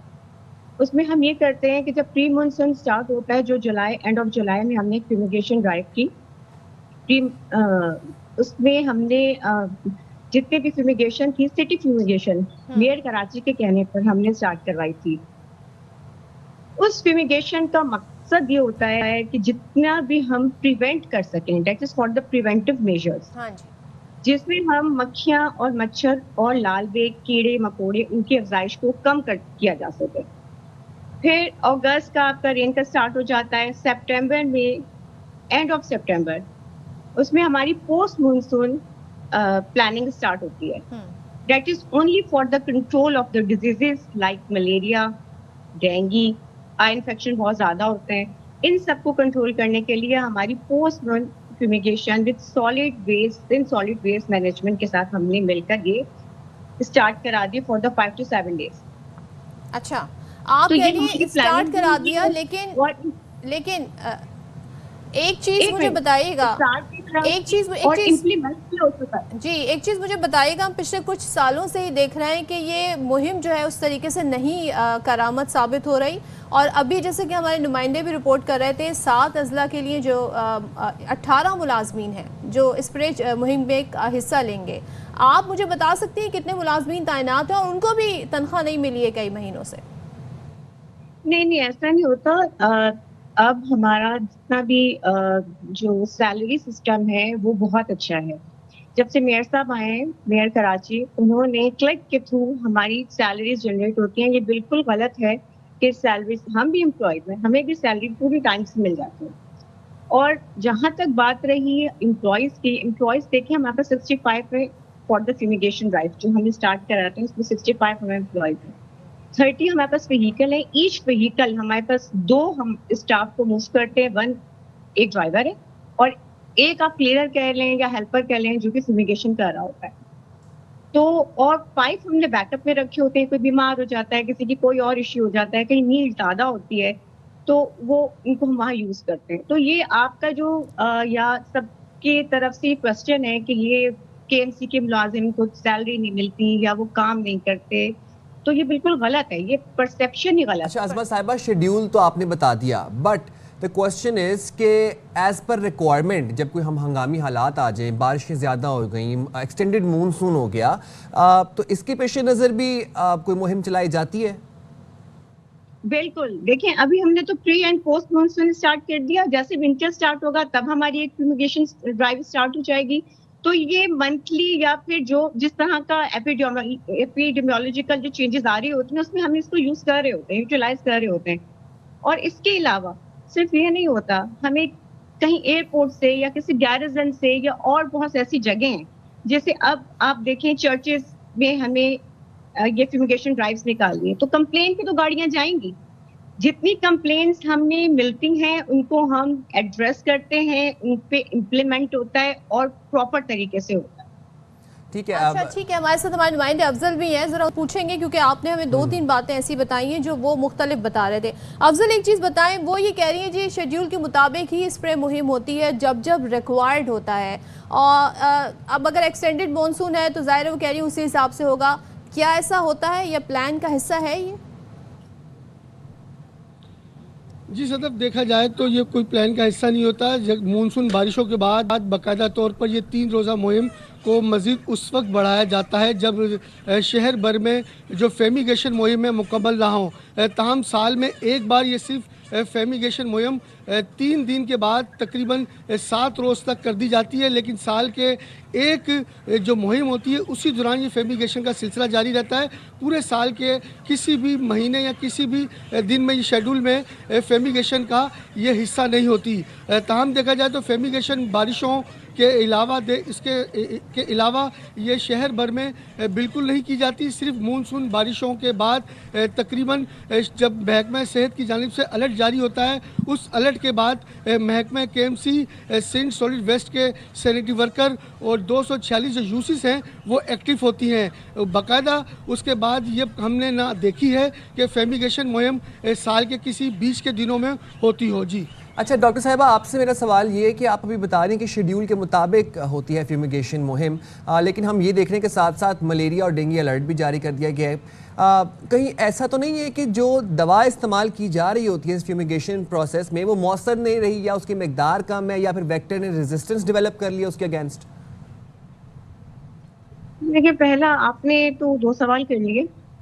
پہلے سوال کا تو جواب میں آپ کو یہ دینا چاہوں گی کہ یہ ایسا نہیں ہوتا کہ ایک پلاننگ ہوتی ہے اور یہ شیڈیول کے حساب سے تو ہو ہی رہی ہوتی ہے. اس کے علاوہ میں نے آپ کو بتایا تھا ابھی کہ جب ہمیں کوئی کمپلین ملتی ہے چرچز سے ہے یا کوئی بھی کمیونٹی ہے، ہمارے کمیونٹی کے کوئی تہوار ہوتے ہیں ان میں ہے، یا ہماری عید ہے، جو شیعہ کمیونٹیز ہیں ان کے امام بارگاہوں میں جہاں پہ کرانی ہوتی ہے وہ کمپلین سے ساری ایڈریس کرتے ہیں. وہ تو آپ کی پوری ایئرلی ہوتی ہے، وہ منتھلی تو نہیں ہوتی. وہ مونسون پری مونسون کے ریلیٹڈ تو نہیں ہے. یہ تو ایک ایسی چیز ہے جو ہم کر ہی رہے ہوتے ہیں، لیکن منتھلی بھی ہماری اتنی فیومیگیشن ڈرائیوز ہو رہی ہوتی ہیں کہ کمپلینس ہم ایڈریس کر رہے ہوتے ہیں. اور ساتھ میں اگر آپ یہ کہنا چاہ رہے ہیں کہ دیکھیں ہر چیز وقت کے ساتھ چینج ہوتی ہے. آج کل ہمارے ویکٹر جو ملیریا اور ڈینگی کی چیزیں ہیں وہ تھوڑے، ہماری امیونٹی لو ہو گئی ہے اور وہ تھوڑے سے پاورفل ہو گئے. لیکن آپ اچھی برانڈ کی میڈیسن لیں، پیسٹیسائڈ یوز کریں تو اس میں کوئی ڈائلیوشن آپ کی پراپر ہو تو اس میں تو کوئی ایشو نہیں ہے. پھر تو آپ کے دیکھیں مچھر مکھیاں تو ختم ہی ہو جاتا ہے. یہ اچھا، ویسے مجھے نہیں پتا تھی، اتنی آپ نے گہری مجھے بات بتا دی. افضل ذرا یہ بتائیے گا کہ جو دوا استعمال ہوتی ہے فیومیگیشن اسپرے کے لیے، ایک اس کی کوالٹی، اس کے معیار کو کون چیک کرتا ہے؟ کیونکہ اکثر و بیشتر جب ہم دیکھتے ہیں اسپرے مہم ہوتی ہے ایک ڈرائیور ہوتا ہے اور پچھلے عملہ ہوتا ہے. سو یہ پروسیس ہوتا کیسے ہے پورا؟ جی بالکل، دیکھیں صدف، اس دوائی کے استعمال کا طریقہ کار یہ ہوتا ہے کہ جو بھی یوسیج جب دوائی حاصل کرتی ہے تو اس پہ مٹی کا تیل استعمال ہوتا ہے. 20 لیٹر مٹی کے تیل کے استعمال میں تقریباً 4 بوتلیں ادویات کی استعمال ہوتی ہیں. تاہم دیکھا جائے تو اس کا معیار غیر معیاری ہوتا ہے کیونکہ جو یوسیز ہیں وہ اعلیٰ کوالٹی کی دوائیاں خریدنے سے قاصر ہیں. اس کی وجہ یہ کم معیار کی وہ دوائیاں خریدتے ہیں تو مٹی کے تیل کی تعداد میں جب وہ اضافہ کر دیتے ہیں تو یقیناً طور پر جو اسپرے مہم میں جو ایک مضبوطی ہوتی ہے، جو جراثیم کش اسپرے تیزی سے اگر ہو اور اس میں جو تقریباً جو مچھر ہوتے ہیں، مکھیاں ہوتی ہیں وہ فوری مر جائیں، لیکن ایسا نہیں ہوتا. فیمیگیشن مہم ہوتی ہے، اس کے 5 منٹ بعد آپ اسی مقام پہ دیکھیں گے وہی مچھروں کی تعداد میں مزید اضافہ ہو جائے گا، جو مکھیاں ہیں ان کی تعداد میں زیادہ اضافہ ہو جائے گا. کیونکہ ادویات جو استعمال کرتے ہیں اس میں مٹی کے تیل کے اندر وہ باقاعدہ طور پر زیادہ تعداد میں استعمال کرتے करते हैं दवाई की जो क्वांटिटी होती है, जो मिकदार होती है वो बहुत ज़्यादा कम रखते हैं, जिसकी वजह से जो शहर भर में जरा सिम कश स्प्रे है, जो फेमिगेशन है, वो कामयाब नहीं हो पाती।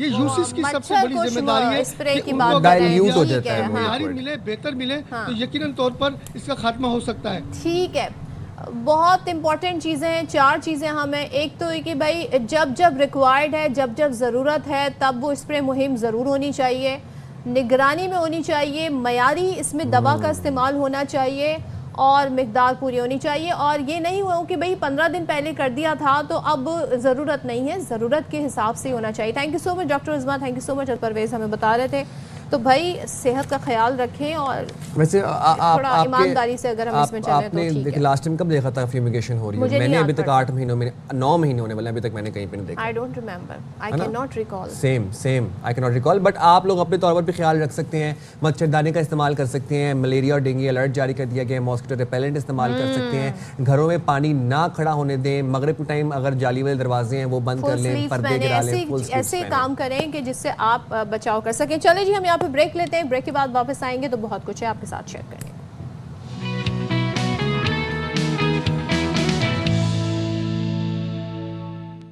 अस्सलाम वालेकुम, बाखबर सवेरा में एक दफ़ा फिर से आपको खुशामदीद कहते हैं। मैं हूं साइम खान और सदफ अब्दुल जब्बार भी हमारे साथ मौजूद हैं, और इस घंटे के आगाज़ में भी हम बात को, गुफ्तगू के सिलसिले को वहीं से कंटिन्यू करेंगे जहां पे हमने छोड़ा था। लास्ट आवर में हम बात कर रहे थे अवामी मसाइल की, ख़ास तौर पर कराची के अवाम के मसाइल की। अब आप देखिए कि एक्सटेंडेड मानसून था और उससे हुआ क्या कि बहुत से ऐसे इलाके कराची में जहाँ पर अभी तक पानी जमा है, वो पानी अब ताफुन ज़्यादा हो गया, उससे ताफुन फैल रहा है। उसके साथ साथ अब कराची में मलेरिया और डेंगू अलर्ट भी जारी कर दिए गए। जहाँ पर गंदा पानी है वहाँ मलेरिया का फैलने का खदशा हो गया है, और जहाँ पर साफ़ पानी खड़ा है वहाँ पर डेंगू फैलने का खदशा हो गया है। और हम पिछले घंटे में बात ये कर रहे थे कि आप देखिए कि 7 अजला में हमारे नुमाइंदे में बताया था कि टोटल सिर्फ 18 मुलाजमीन तैनात हैं कि जो कि ये फ्यूमिगेशन मुहिम में हिस्सा ले रहे हैं। और जाहिर है फ्यूमिगेशन के लिए सबको आइडिया है कि कितने अरसे में होती है। अच्छा, अब सड़कें भी एक अलग मंजर है।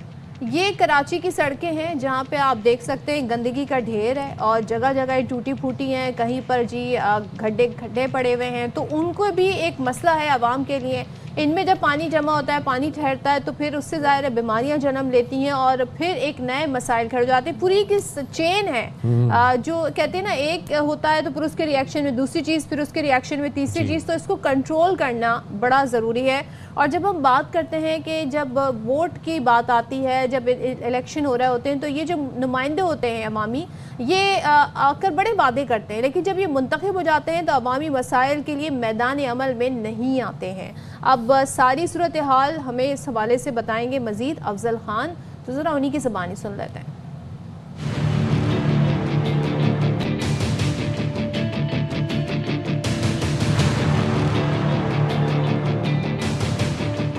कई हुकूमतें तब्दील हुई लेकिन बल्दिया टाउन की हालत न बदल सकी। कम आमदनी वाले अफराद की ये आबादी हालिया बारिशों के बाद अब खंडरात की शक्ल इख्तियार कर चुकी है। ये टिया टाउन से सड़क आ रही है, रशीदाबाद सारा टूट फूट का शिकार है सड़कें। रोडों की हालत ये, सब इस इलाके का सारी रोड ऐसे, कोई अच्छा खासा रोड नहीं है। जो आते आने वाले मुसाफिर, आने वाले इलाके वाले, सबको बहुत परेशानी है। बल्दिया टाउन 8 नंबर की मरकजी सड़क पर गड्ढों की वजह से ट्रैफिक हादसात रोनुमा होते हैं। शहरियों का पैदल चलना भी दोभर है। बल्दिया टाउन 9 नंबर की गलियों में जगह जगह गटर उबल रहे हैं। इलाके की बेशतर यूसीज में मैनहोल के ढक्कन भी गायब हैं। एप्लीकेशन दी है कि भाई ये देख लें हमारे मैनहोल खुले हुए हैं और सीवरेज का पानी जमा है, जिसकी वजह से आने वाले लोगों को भी बहुत ज्यादा परेशानी का सामना। कोई अपनी जिम्मेदारी का एहसास नहीं कर रहा। यहाँ मैनहोल के ऊपर किसी भी ढक्कन नहीं है। सईदाबाद सेक्टर F91 के स्टेडियम रोड को बदहाली की वजह से रोड कहना भी गलत मालूम होता है। खराब सड़कों पर ट्रैफिक का निजाम दरहम बरहम रहता है। खस्ताहाल सड़कों पर गलाजत के ये ढेर मुंतखब नुमाइंदों की नाअहली पर मुंह चढ़ा रहे हैं और इन हालात में शहरियों का हर दिन अजियत में गुजर रहा है। कैमरामैन जिशान मरगूब के साथ अफजल खान, ARY न्यूज़, कराची। अच्छा, वैसे किस वाकई मुश्किल से वो गाड़ी टर्न ले रही है। सोचें आप, वाकई मुंतखब नुमाइंदों की नाअहली पर का मुंह चढ़ा रहे हैं।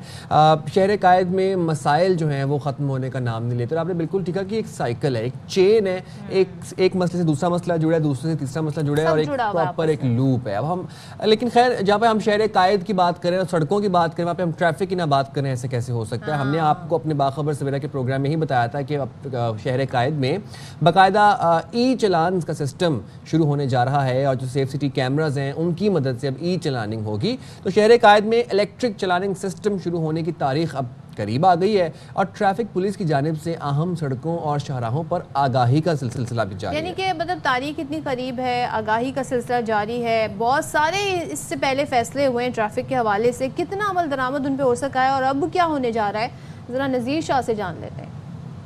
कराची शहर में ई चालानिंग सिस्टम का काउंटडाउन शुरू। अगले माह से ट्रैफिक चालान ट्रैफिक एहलकार नहीं बल्कि खुदकार सिस्टम के जरिए किया जाएगा। DIG ट्रैफिक पीर मोहम्मद शाह कहते हैं कई माह से ज़राए अबलाग, सोशल मीडिया और दीगर प्लेटफॉर्म्स पर शहरियों को ई चालान की आगाही दी जा रही है। हमारा मकसद चालान पर जोर देना नहीं बल्कि ट्रैफिक कवानीन पर पाबंदी करवाना है।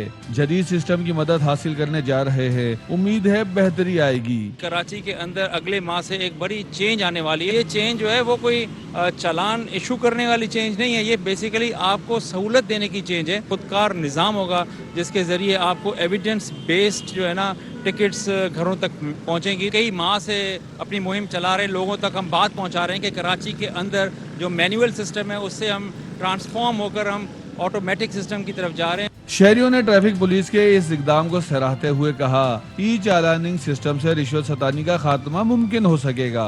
काफ़ी बेहतरी आई अल्लाह ने चाहा, और इसमें सबूत भी होगा आदि आदि कि किसी का जुल्म भी नहीं होगा, जो चीज़ होगी कैमरे की आंख के सामने होगी। 100-200 रुपए दे के उसको क्लियर कर लिया जाता था, लेकिन अब मेरे ख्याल में अगर ई चालान जो होगा उससे काफ़ी हद तक बेहतरी आने के इम्कान है। कैमरे के जरिए जो आएगा तो सही आएगा, क्यों तो न उसका होगा ना उसका, तो सामने ज़ाहिर आएगा।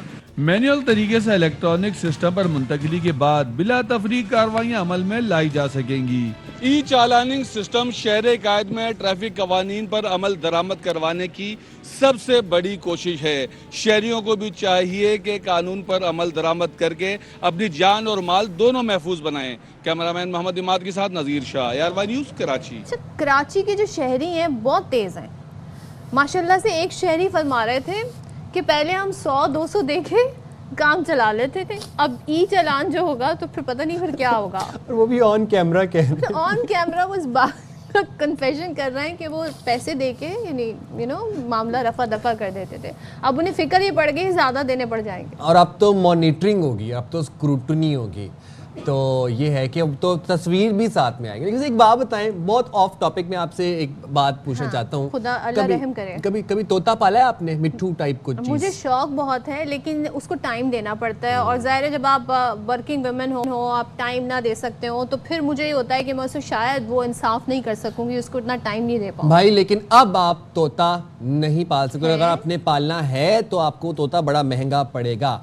अब हुकूमत पंजाब ने मकामी तोतों की बका और गैर कानूनी शिकार और तजारत को रोकने के लिए एक नया और अहम कानून मुतारिफ करवाया है। इस कानून के तहत अब मकामी नस्ल के तोते पालने के लिए लाइसेंस लेना लाजमी होगा। मैं ज़रा तोतों की आपको किस्म एक्सप्लेन कर दूं। एक वो ये जो रिंग नेक तोते होते हैं, जिसको गानी वाला तोता कहते हैं, एक होता है रॉ तोता। ये वाइल्ड तोते होते हैं, इनको बाकायदा स्मगल किया जाता है, इनको बाकायदा वाइल्ड वाइल्ड इनका हैबिटेट है वहाँ से निकाल के बाकायदा लाके मार्केट्स में बेचा जाता है, फिर इनकी ब्रीडिंग करवाई जाती है। अच्छा। तो इनको रखना गैर कानूनी भी है, ये वाइल्ड एनिमल्स हैं। अच्छा, ये आपने अच्छी इन्फॉर्मेशन हमारे साथ शेयर की। लेकिन ये है कि आप तोते पाल सकते हैं, उसके लिए आपको लाइसेंस लेना लाजमी होगा। ये नहीं कि बस आप गए, आपने ख़रीदा और जी आपने तोते पालना शुरू कर दिया। और ज़ाहिर है इसके लिए एक मुकर्ररा फ़ीस भी है जो अदा करनी होगी। तो इसकी मज़ीद डिटेल कुछ साइम ने बता दी, कुछ मैंने, तो ज़रा सिद्रा गयास से भी जान लेते हैं हमारी नुमाइंदा। सिद्रा बताइएगा, अब ज़ाहिर है लाइसेंस लेना होगा, क्या फ़ीस मुकर्रर की गई है, क्या और क्या मराहिल होंगे? جی بالکل، محکمہ وائلڈ لائف پنجاب جو ہے وہ ایک دفعہ پھر ایکٹیو ہوئی ہے اور انہوں نے اسمگلنگ اور اس کی بقا کے لیے طوطوں کے لیے انیشیٹو لیا ہے، جس کے لیے رجسٹریشن فیس مقرر کی گئی ہے اور اس کی رجسٹریشن فیس کو لازمی قرار دیا گیا ہے۔ اور ابھی سائم نے بھی کہا کہ جو ہے وہ طوطے رکھنے والے جو ہے وہ طوطے رکھ سکیں گے، تو ایسا نہیں ہے۔ فیس بہت زیادہ نہیں ہے اس کی، 1000 روپیہ جو ہے وہ اس کی فیس مقرر کی گئی ہے تاکہ اس کی اسمگلنگ کو اور غیر قانونی تجارت کو جو ہے وہ روکا جا سکے۔ اور اس میں 2 چیزوں میں اس کو تقسیم کیا گیا ہے، ایک جو بڑے پیمانے پر لوگ یعنی کہ تجارتی کے لیے جو ہے وہ اس کو پالتے ہیں اور ان کی افزائش کرتے ہیں، اور دوسرے جو محدود افراد ہیں یعنی کہ جو گھروں میں اس کو پالتے ہیں اور پھر اس کی افزائش کرتے ہیں، تو یہ 2 کیٹیگریز ہیں۔ اور اس کے لیے ابھی شروع کے مراحل میں جو ہے وہ 4 اقسام کے طوطوں کے اوپر جو ہے وہ رجسٹریشن فیس کو لازمی قرار دیا گیا ہے۔ ایک بات بتائیے گا مجھے کہ یہ جو مقامی طوطے ہیں، خاص طور پر جو میں رنگ نیک پیرٹس کی بات اگر کریں یا را پیرٹس کی بات اگر ہم کریں، یہ مارکیٹ میں فروخت کرنے کی اجازت ہے ان کو؟ جی بالکل، پہلے جو ہے وہ اس طرح عام مارکیٹ میں فروخت ہوتے تھے، لیکن یہ تھوڑے ایکسپینسو طوطے ہیں، بہت سستے طوطے نہیں ان کو کہا جا سکتا۔ 25,000 20,000 اور پھر جیسے جیسے آپ اپر طرف جاتے ہیں مکاؤ اور دوسرے جانور آ جاتے ہیں تو وہ بہت ایکسپینسو طوطوں میں چلے جاتے ہیں۔ تو یہ مارکیٹ میں پہلے تو فروخت ہو رہے تھے اور ہر کوئی جو کوئی گھر میں رکھنا چاہتا تھا وہ بھی اس کو گھر میں رکھ لیتا تھا، لیکن اب 4 ایسی اقسام ہیں جن میں الیگزینڈرائن ہے، رنگ روسٹ ہے، اس کے ساتھ ساتھ سیلٹی اور پلم ہیڈڈ جو طوطے ہیں ان کے اوپر فیس کو لازمی قرار دیا گیا ہے، اور اس کی 1000 روپیہ رجسٹریشن فیس ہے، جو کہ میرا خیال میں اگر کوئی اتنا مہنگا طوطا لے رہا ہے تو اس کے لیے اتنی زیادہ فیس نہیں ہے۔ اور اس میں ایک اچھی بات یہ ہوگی جن کے پاس آلریڈی ہیں پیٹس کے طور پہ طوطے ہیں، تو وہاں کیا ان لوگوں کو کچھ نہیں کہا جائے گا یا ان کو بھی رجسٹریشن کروانی ہوگی، یہ بتا دیں۔ اور دوسرے رجسٹریشن کی فیس پے کرنے کے بعد کیا فائدے ہوں گے؟ لائک اس کی کانسٹنٹ جو ہے وہ باقاعدہ ہر سال رینیو کرانا پڑے گا یا کوئی ٹیم وزٹ کرے گی، معائنہ کرے گی، کیا اس سے ایکوائر کرے گی گورنمنٹ؟ جی بالکل، اس کا فائدہ یہ ہے کہ رجسٹریشن کے عمل سے جو ہے وہ آپ کو ان کی تعداد بھی پتہ چلنی شروع ہو جائے گی کہ کہاں پر جانور موجود ہے، کیونکہ یہ پرندے جو ہیں وہ بہت کم رہ گئے ہوئے ہیں اور جہاں پر ہیں ان کو محفوظ کرنا جو ہے وہ ابھی اولین ترجیح ہے محکمہ وائلڈ لائف کی۔ تو رجسٹریشن کے عمل سے جو ہے وہ ان کی تعداد کا بھی پتہ چلے گا، کہاں افزائش کی جا رہی ہے وہ بھی پتہ چل سکے گا، اور یہ محفوظ ہاتھوں میں ہے یا نہیں ہے یہ بھی پتہ چل سکے گا۔ اور جن لوگوں نے پہلے سے رکھے ہوئے ہیں ظاہری بات ہے وہ بھی محکمہ وائلڈ لائف کی جانب سے ان کے لیے رجوع کریں گے اور وہاں سے اپنی رجسٹریشن کے عمل کو جو ہے وہ کمپلیٹ کریں گے، اور اس کی خلاف ورزی کرنے والوں کے خلاف جو ہے وہ قانونی کارروائی کا بھی اعلان کیا گیا ہے۔ کچھ چیزیں جو ہیں وہ اس میں مزید طے ہونا باقی ہیں اور اس کو بھی دیکھا بھی جا رہا ہے، جو ہے محکمہ وائلڈ لائف ڈپارٹمنٹ کی جانب سے یہ کہا گیا ہے کہ کچھ چیزیں ابھی کچھ مزید پالیسیز اس میں بنانا باقی ہیں، جس میں کام جاری ہے، جیسے ہی کام ہوگا اور اس کو جو ہے وہ عوام کے لیے جو ہے وہ نشر بھی کیا جائے گا۔ بہت شکریہ صدر، آپ ہمیں اپڈیٹ کر رہی تھیں۔ اور یہ تو جو الیگزینڈرائن اور جو پلم ہیڈ ہے نا، یہ تو آپ کو پتہ ہے کہ اسمگل ہو کے آتے ہیں پاکستان میں، اور لوگ اب بیسیکلی ان کا جو نیچرل بریڈنگ گراؤنڈ ہے وہ درخت ہیں، ہائی رائز درخت ہیں، لیکن لوگ اب ان کو گھروں میں رکھ کے گھروں میں ان کی بریڈنگ ہو رہی ہے، گھروں میں ان کی افزائش ہو رہی ہے، تو اٹس اے گڈ ڈیولپمنٹ۔ اور پھر آن لائن باقاعدہ فروخت بھی ہو رہے ہیں ڈفرینٹ مارکیٹ پلیسز کے اوپر آن لائن پہ، تو it's a very good development کہ ایٹ لیسٹ لائسنس ہوگا، ایک ریکارڈ ہوگا کہ کس گھر میں کون سا طوطا ہے، کس کے پاس کاکٹو ہے، کس کے پاس مکاؤ ہے، اور اس کا کیسے خیال رکھا جا رہا ہے۔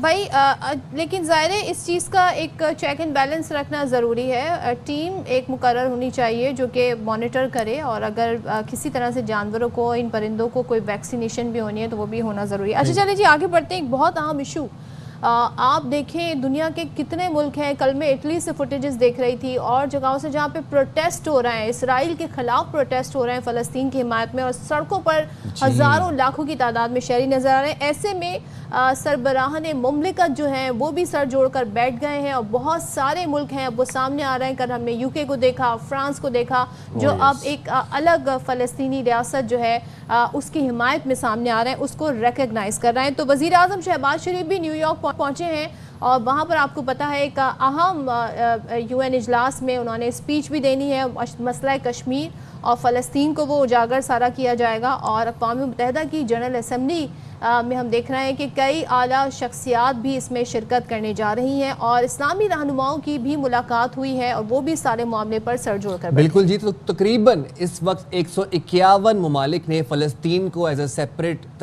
ریاست ایز اے اسٹیٹ تسلیم کر لیا ہے. اور ہم یہ دیکھ رہے ہیں کل غالباً پرسوں فرانسیسی صدر میکرون نے کل جو دھواں دھار تقریر کی اور انہوں نے اس میں فلسطین کو ایز اے ریاست تسلیم کیا. It was a big development. اور اس کے بعد پھر جیسے کہ آپ نے کہا کہ مختلف ممالک مالٹا، لگزمبرگ، ہم برطانیہ، فرانس، یہ جو ہیں یہ فلسطین کو ایز اے اسٹیٹ ریکگنائز کر رہے ہیں. اچھا، برطانیہ، آسٹریلیا، کینیڈا اور پرتگال نے فلسطین کو تسلیم کرنے کا باضابطہ اعلان کر دیا. یہاں پر یہ یاد رہے کہ امریکا اور اسرائیل نے بائیکاٹ کیا ہوا ہے اس UN اسمبلی اجلاس کا. جو ہمارے فلسطین اتھارٹی کے صدر ہیں محمود عباس صاحب، وہ UN اسمبلی کے اجلاس میں ویڈیو لنک کے ذریعے خطاب بھی کریں گے اور سعودی ولی عہد محمد سلمان بھی اجلاس میں بذریعہ ویڈیو لنک شرکت کریں گے. تو یہ جو UN اسمبلی کا اجلاس ہے یہ بڑا امپورٹنٹ اور انٹیگرل ہونے جا رہا ہے. اچھا، اس وجہ سے اب آپ کو یہ بتا رہے ہیں کہ برطانیہ اقوام متحدہ کے سلامتی کونسل کے 5 مستقل ارکان میں سے ایک ہے اور اسی وجہ سے سلامتی کونسل کے فیصلوں پر ویٹو پاور بھی حاصل کی. ہم نے فوٹیج دیکھی تھی جو امریکہ کی جو رکن تھیں انہوں نے جیسے ہینڈ ریز کیا تھا، ویٹو کیا تھا. امریکہ تو بار بار جی اس چیز کو ویٹو کر دیتا ہے. لیکن جی ہم یہی بات آپ کو بتا رہے ہیں کہ رات گئے بڑی اہم ڈیولپمنٹ میں فرانسیسی صدر میکرون نے ریکگنائز کیا. پھر ہم نے دیکھا کہ کس طریقے سے UK مشن میں بھی فلسطین کا پرچم لہرایا گیا. تو بڑا کہتے ہیں نا، اور جینوسائیڈ اب کہا جا رہا ہے جو وہاں پر قتل عام ہو رہا ہے معصوم فلسطینیوں کا. تو کینیڈا، پورتگل اور ہم دیکھ رہے ہیں فلسطین کو اب تسلیم کر رہے ہیں. اسی طریقے سے بہت سارے لوگ اب سامنے آ رہے ہیں فلسطینی ریاست کی بات کر رہے ہیں. ایسے میں یہ بات نہ ہضم ہو رہی ہے اسرائیل کو اور نہ ہی یہ بات ہضم ہو رہی ہے امریکہ کو. ابھی تک امریکہ کا ریاکشن ہمیں اس حوالے سے سامنے نہیں آئے، لیکن یہ ساری جو کوئک ڈیولپمنٹ ہوئی ہے نا وہ ہوئی ہے قطر پر اٹیک کے بعد. اور ظاہر ہے بہت سارے سوالات ہیں جس پر ہم اس صورتحال پر بات بھی کرنا چاہیں گے. ہمارے ساتھ اس وقت بین الاقوامی امور کی ماہر پروفیسر ڈاکٹر ہما بقائی صاحبہ موجود ہیں. تھینک یو سو مچ بقائی صاحبہ جوائن کرنے کے لیے. سب سے پہلے تو بتائیے گا کہ جو ہم 7 اکتوبر 2023 سے جو ایک ایگنی شروع ہوئی فلسطینیوں کے لیے وہ تاحال جاری ہے اور جس طریقے سے بہت ٹائم لگا دنیا کو یہ ریکگنائز کرنے میں کہ وہاں میسکر ہو رہا ہے، وہاں جینوسائیڈ ہو رہا ہے. آج ہم دیکھ رہے ہیں کہ یہ وقت بھی آ گیا ہے کہ کینیڈا، آسٹریلیا جیسی کنٹریز جو ہیں، فرانس جیسی کنٹریز جو ہیں، وہ اب فلسطین کو تسلیم کریں. سب سے پہلے تو آپ بتائیے یہ کتنا امپیکٹ فل ہے، یہ اس کے آنے والے کیا اثرات ہو سکتے ہیں؟ دیکھیے، جو 4 عناصر ہوتے ہیں کسی ریاست کو ماننے کے لیے، اس میں سے ایک عنصر جو ہے وہ ریکگنیشن ہوتا ہے. تو سمجھیے جو پہلا پری ریکوزٹ ہے وہ فلسطین نے حاصل کر لیا ہے اور 1988 میں فلسطین نے اپنی انڈیپینڈنس ڈکلیئر کی تھی. تو 37 سال بعد اس کو ایک کمپوننٹ نصیب ہوا ہے. لیکن اس کے ساتھ ساتھ جو زمین ہے، لینڈ جو ہے، اس پر اسرائیل انتہائی تیزی سے قبضہ کرنا چاہ رہا ہے تاکہ اگر لینڈ ہی ختم ہو جائے تو پھر ریکگنیشن کس چیز کی. ریکگنیشن اپنی جگہ امپورٹنٹ ہے اور اس وقت یونائٹڈ نیشنز کے 72% ممالک پیلسٹائن کو ریکگنائز کرتے ہیں ایز اے اسٹیٹ. اور جو آخر کی 4 ریکگنیشنز آئی ہیں یہ انتہائی امپورٹنٹ ہیں کیونکہ جو سیکیورٹی کاؤنسل ہے اس کے تمام ممبرز اب پیلسٹینین اسٹیٹ کو ریکگنائز کر رہے ہیں، کجا امریکہ کے. ہم بقائی صاحبہ، ابھی جو UN جنرل اسمبلی کا اجلاس ہونے جا رہا ہے، یہ کانفرنس امریکہ اور اسرائیل کو واضح پیغام دینے میں کس حد تک کامیاب ہوگی مشرق وسطیٰ میں؟ اب کیا تبدیلیاں متوقع ہیں؟ ہم دیکھ رہے ہیں امریکہ اور اسرائیل نے بائیکاٹ کیا ہوا ہے اور وہ فلسطین کو ریاست تسلیم نہیں کر رہے، جبکہ آن دا ادر ہینڈ سائڈ اسرائیل باز نہیں آ رہا اور ایک بربریت ہے، ایک میسکر ہے، باقاعدہ ایک قحط سالی پلان کر کے وہاں پر لانچ کی گئی ہے.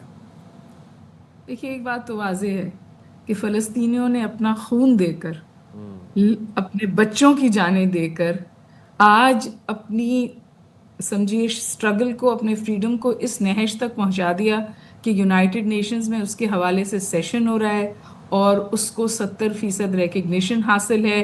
اور امریکہ خاموش ہے پر پریشان ہے اور اسرائیل کو PR ڈیزاسٹر کہا جا رہا ہے. اسرائیل کے اندر سے اس کے خلاف آوازیں اٹھ رہی ہیں. جو اسرائیلی پرائم منسٹر ہیں وہ بری طرح پھنس چکے ہیں, ان کا یہ PR ڈیزاسٹر کہا جا رہا ہے.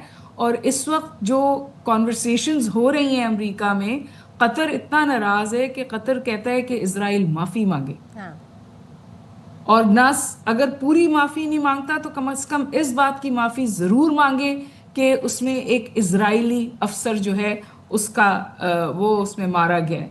اور اسرائیل اس قسم کی حرکتیں کرتا ہے. پہلے ایک دفعہ ترکی سے بھی معافی مانگ چکا ہے, لیکن پھر معافی مانگ کے رکتا نہیں ہے. پھر جو اسرائیلی پرائم منسٹر ہیں انہوں نے تو اپنی پوری سمجھیے جو پالیٹکس ہے وہ اس بات کے ارد گرد بنائی تھی کہ ہم اسرائیلی اسٹیٹ کبھی بننے ہی نہیں دیں گے, بلکہ جو سیٹلرز ہیں ان کو اتنا بڑھائیں گے کہ زمین ہی ختم ہو جائے. تو اس وقت تو بہت تیزی سے سیٹلرز جو ہیں, اسرائیلی فورسفل سیٹلرز جو ہیں, ان کو وہاں جگہ دیتے ہیں. فوج ان کی مدد کرتی ہے. وہ بیچارے غریب کھیتی باڑی کرنے والے لوگوں کے گھروں میں آگ لگاتے ہیں اور مزید زمین حاصل کرتے ہیں.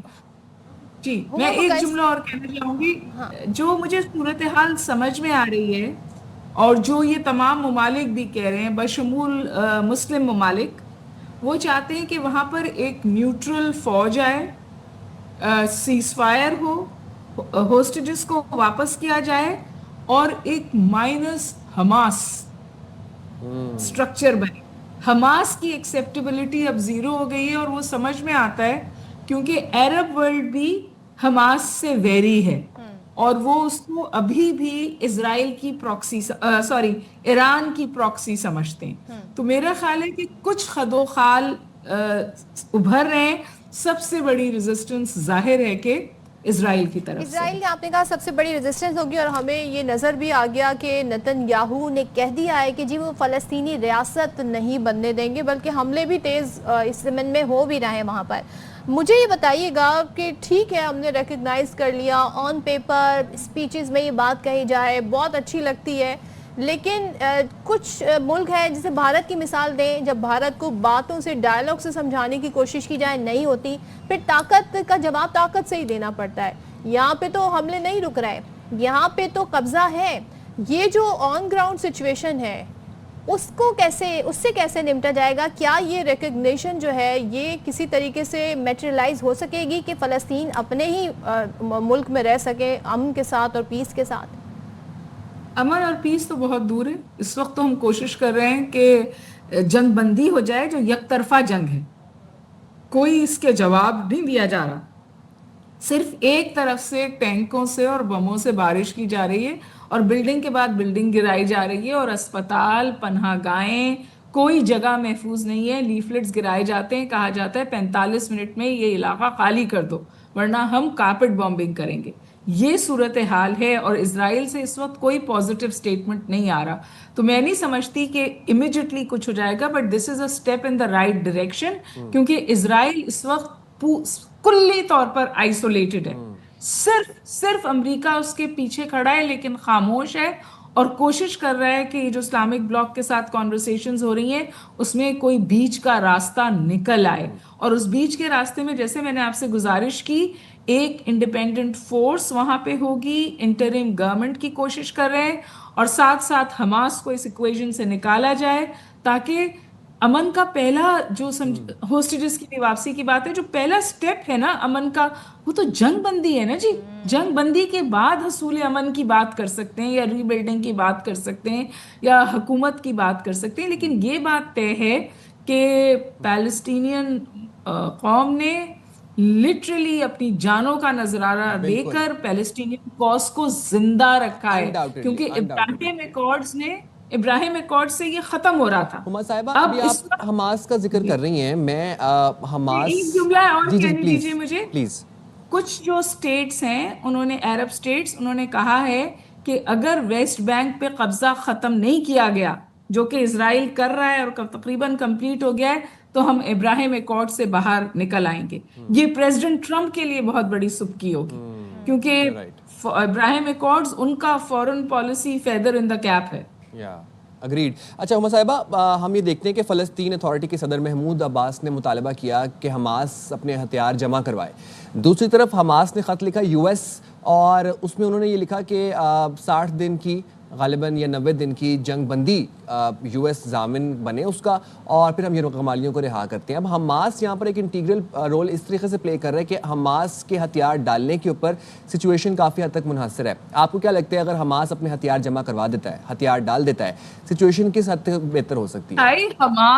حماس تو یہی کوشش کر رہا تھا، حماس تو تواتر کے ساتھ یہی کوشش کر رہا تھا دوحہ پہ جب اس کو حملہ ہوا کہ کوئی میڈیشن ہو جائے، کوئی راستہ نکل آئے. یہ تو میڈیٹنگ ٹیم پر حملہ کیا گیا تھا نا جی. آپ یہ سوچئے نا کہ اسرائیل جو ہے ہر اس سٹیپ پر بھی حملہ آور ہوتا ہے جو کسی طور پیلسٹائنز کو ان کی ریاست کے قریب لے جائے. جس وقت یونائٹڈ نیشنز جنرل اسمبلی میں سیشن ہو رہا ہے، کو ہوسٹ کر رہا ہے فرانس اور سعودی عربیہ اسٹیٹ ہوڈ کے بارے میں بات، وہ تواتر کے ساتھ حملہ کر رہا ہے اور مزید زمین پر قابض ہو رہا ہے. تو آپ دیکھیے نا کہ یہ ڈائیکوٹمی ہے جہاں اسرائیل انریسٹرینیبل ہے. اس انریسٹرینیبل ایٹیٹیوڈ کی وجہ سے عرب ورلڈ جو ہے اب وہ آلٹرنیٹیوز ڈھونڈ رہی ہے، اور امریکہ سے بھی ان سم ویز ناراض ہے کیونکہ امریکن سیکیورٹی امبریلا تھی. تو وہ یہ کہتے ہیں کہ ہمیں ایشورنس دیں آئندہ اس طرح کا حملہ نہیں ہوگا، اور اسرائیل معافی مانگے جو اس نے قطر میں کیا ہے اس سے.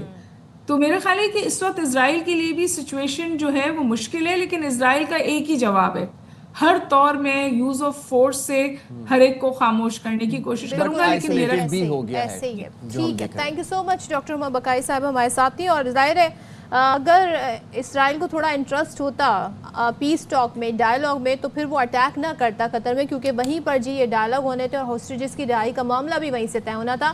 تو یہ ہمیں بڑی کہتے ہیں نا دوغلی پالیسی اسرائیل کی نظر آ رہی ہے. اس کے عزائم صرف یہی ہے کہ اس نے قبضہ کرنا ہے، پیس سے اسرائیل کا کوئی لینا نہیں. ہمیشہ اس نے پیس ٹاک کو، مذاکرات کو سیبوٹاج ہی کیا ہے. ہم برطانیہ کا آپ کو بتا رہے تھے کہ برطانیہ نے فلسطین کو ایز اے ریاست، ایز اے سیپریٹ اسٹیٹ تسلیم کیا ہے. تو برطانیہ میں فلسطینی مشن کو سفارت خانے کا درجہ دے دیا گیا ہے، اور لندن میں خصوصی تقریب ہوئی، اس میں فلسطین کے سفیر حسام سعید نے قومی پرچم لہرایا. مقررین نے برطانیہ کی جانب سے فلسطین کو ریاست تسلیم کرنے کے فیصلے کو تاریخی قرار دیا، اور برطانیہ میں فلسطینی سفیر کہتے ہیں کہ بالآخر برطانوی حکومت نے فلسطینی ریاست تسلیم کرنے کا قدم اٹھا لیا جس کا مدت سے انتظار تھا. تو یہ مناظر بھی آپ دیکھ سکتے ہیں، اور بڑے اچھے مناظر تھے یہ جب وہاں پر اس کو سیلیبریٹ کیا جا رہا تھا. دنیا بھر سے ہمیں اس طرح سے اب آوازیں سنائی دے رہی ہیں، اور یہ بہت ہی ایک بڑی اور اہم اور تاریخی ڈیولپمنٹ ہے، کیونکہ یہی وہ کنٹریاں ہوتی تھیں، یہی وہ کنٹریز ہوا کرتی تھیں جو مل کر اسرائیل کی حمایت میں ہم دیکھتے تھے کہ بات کیا کرتی تھیں. لیکن آج جس طرح کی بربریت، اور جس سے ہما بقائی صاحبہ بار بار کہہ رہی ہیں کہ ناٹ ٹو فارگیٹ، کتنے معصوم فلسطینیوں کا خون ہے اس میں شامل، کتنی بڑی کاسٹ انہوں نے اس کے لیے پے کی ہے. لیکن ابھی بھی جو اسرائیل ہے، جو امریکہ ہے، اس کے عزائم سب کے سامنے بڑا دعویٰ کرتے ہیں دنیا بھر میں کہ ہم نوبیل پیس پرائز چاہتے تھے ڈونلڈ ٹرمپ، لیکن آپ دیکھیں کہ ابھی تک وہ اسرائیل کی سپورٹ میں کھڑے ہوئے ہیں. اور لٹرلی آپ یہ بالکل ٹھیک کہہ رہی ہیں، ہما بقائی صاحبہ بھی یہ بالکل ٹھیک کہہ رہی تھیں کہ اپنے خون کے عوض فلسطینیوں نے اپنے لینڈ کی حفاظت کی ہے، انہوں نے اپنا لینڈ نہیں چھوڑا. اور ہم جو مناظر وہاں سے دیکھتے ہیں، جس طریقے سے وہاں پر قحط سالی ہے، فیمائن ہے، اور وہ جو بچے میل نیوٹریشن کا شکار ہیں، تو اب this was the high time جب تمام ممالک، نہ صرف عرب ممالک بلکہ مجھے فرانس کے بارے میں بڑی خوشی ہوئی، بڑی اہم ڈیولپمنٹ تھی جب میکرون نے فلسطین کو ریاست تسلیم کیا. اور آج بھی یو این اسمبلی میں ہم دیکھ رہے ہیں کہ 6 ممالک مزید فلسطین کو ریاست تسلیم کریں گے. So we are looking forward to that and let's see where this all the situation unfolds, and we'll let you know all the updates about it as well. Free Palestine. جی یہاں پر ہم لیتے ہیں بریک کے بعد جلدی سے واپس آتے ہیں، آپ نے کہیں نہیں جانا.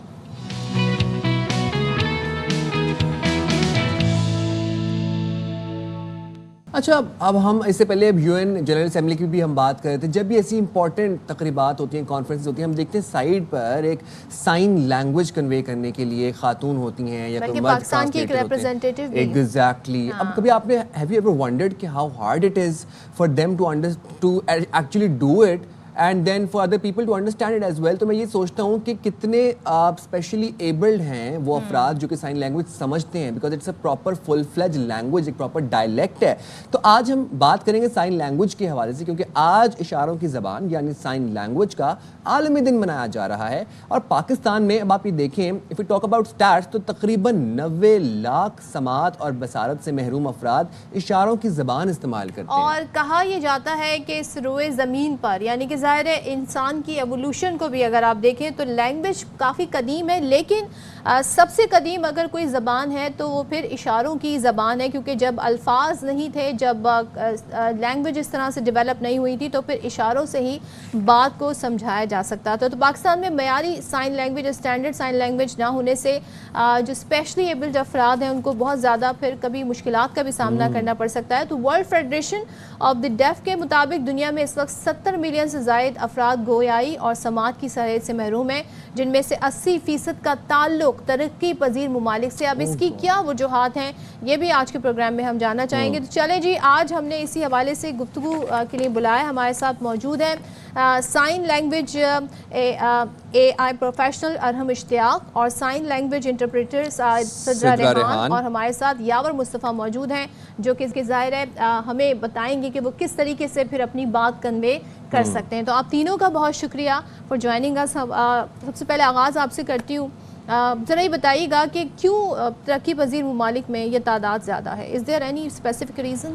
ایبسلیوٹلی, آئی تھنک ایک بہت میجر ایشو جو ہوتا ہے وہ ایک سرٹن لیک آف اویئرنیس کی وجہ سے بھی ہوتا ہے. وی ڈونٹ ہیو کہ ہمارے پاس برتھ کے ٹائم پر ہم لوگ اپروپریٹ طریقے سے جو ہے انٹرونشن کر سکیں, کہ ہمیں پتہ چل جائے کہ ہیئرنگ لاس اگر ایک نیو بورن کے اندر ہے تو اس کی انٹرونشن ٹائم پر ہو سکے.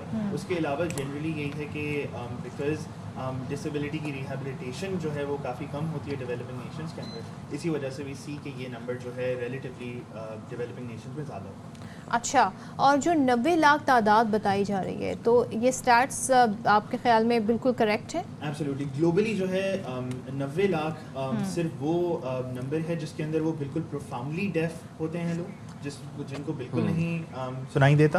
لیکن پوری دنیا میں اس وقت تقریباً 500 بلین 500 ملین کے قریب لوگ ہیں جن کو سم لیول آف ہیئرنگ لاس سے لے کے پروفاؤنڈ ڈیفنس ہوتی ہے. تو ایک انکریزنگ پرابلم. اور ایک چیز مجھے بتایا, اب تو بہت ہم نے ترقی کر لی ہے, سو اگر ہم پچھلے کوئی 20 سال پہلے کمپیئر کریں تو مشکلات زیادہ تھیں, اب ٹیکنالوجی نے کتنا ویسے ہیلپ آؤٹ کیا؟ Absolutely, absolutely. سو ہمارا سوشل انٹرپرائز جو کہ کنیکٹر ہے اس کا پرائمری فوکس جو ہے وہ ڈیف لوگوں کی کمیونیکیشن آسان کرنا ہے ان آل واکس آف لائف. تو بے شک وہ آپ کا بینک جانا ہو گیا, جاب انٹرویو دینا ہو گیا, ڈاکٹر کے پاس جانا ہو گیا, ہماری ایپلیکیشن جو ہے وہ الاؤ کرتی ہے, جیسے کہ آپ دیکھ سکتے ہیں سدرا کی طرح انٹرپریٹرز جو ہیں وہ ایک لائیو ویڈیو کال پر موجود ان کو سپورٹ کر سکتے ہیں. تو کوئی بھی اسمارٹ فون جس کے پاس موجود ہے وہ ایک بٹن دبا کر ایک سائن لینگویج انٹرپریٹیشن حاصل کر سکتا ہے. So Arham, Yawar can read and write? Yes, absolutely. He can. Yes. How lovely is that? So Sidra اگر آپ یاور کو یہ کمیونیکیٹ کریں کہ وہ ہمیں کچھ لکھ کے دکھائیں تو وہ کیا ہی کر سکتے ہیں؟ We have to give him paper and pen. Yavar can sign as well. Oh wow, how yes, nice yes, is that? He'll let you know. Yes. Anything Yavar wants to write, anything he wants to write.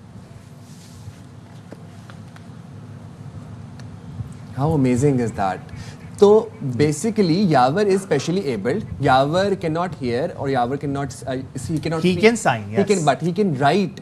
تو یہ ان کو سکھایا گیا, ان کو train کیا گیا ہے کہ آپ نے کیسے لکھنا ہے, and he is writing very nicely actually. And most important چیز is کہ Yavar can also express himself in sign language جو کہ اس کی mother tongue ہے. So we can have Yavar talk about his work at Connect here اور سدرا ان کو interpret کریں. آپ ایک بات بتائیں. اچھا جی, وہ we have a paper, so پہلے ہم ذرا وہ دیکھ لیتے ہیں. All right, so Yavar has written, hey, I am Yavar, I am creative production. Thank you. Yes, he is the creative production manager. This is what Yavar has written. Very nice. Very nice. So smart. اچھا Sidra, we would like to talk to you as well. آپ یہ بتائیں کہ یاور basic sign language سمجھتے ہیں یا پھر advance science بھی سمجھتے ہیں؟ السلام علیکم. جی بالکل, یاور جو ہے وہ بیسک سائن لینگویج بھی سمجھتے ہیں, اور اوبیسلی بیسک سائن لینگویج جو انہوں نے اپنی ان کی مدر ٹنگ ہے کیونکہ انہوں نے بیسک بڑے ہونے کے ساتھ ساتھ وہ بھی سیکھی ہے اسکول لیول پہ, لیکن اس کے بعد ان کا کالج لیول پہ اور گریجویشن کیا ہوا ہے, تو اوبیسلی اب یہ ایڈوانس سائن لینگویج بھی کر سکتے ہیں. اور آل واکس آف لائف جتنے بھی یعنی کہ ڈفرینٹ طرح کے کنٹریز کے بھی سائنس ہوں وہ بھی یہ سمجھتے ہیں, اور ڈفرینٹ سٹیز کے لوگ ہوں, کسی بھی طرح کی سائنس ہو, ایڈوانس انٹرنیشنل سائن لینگویج بھی آ گئی ہے تو وہ بھی یہ ڈیف لوگ جو ہے وہ بہت اچھے طریقے سے کر پاتے ہیں. Very nice. اچھا, اور آج جس طرح سے فار انسٹنس ایشیا کپ میں پاکستان اور سری لنکا کا میچ ہے تو آپ ان کو کنوے کر سکتی ہیں؟ جی. اوہ ہاؤ نائس. اور یاور اس کا جواب بھی دے سکتے ہیں لکھ کے؟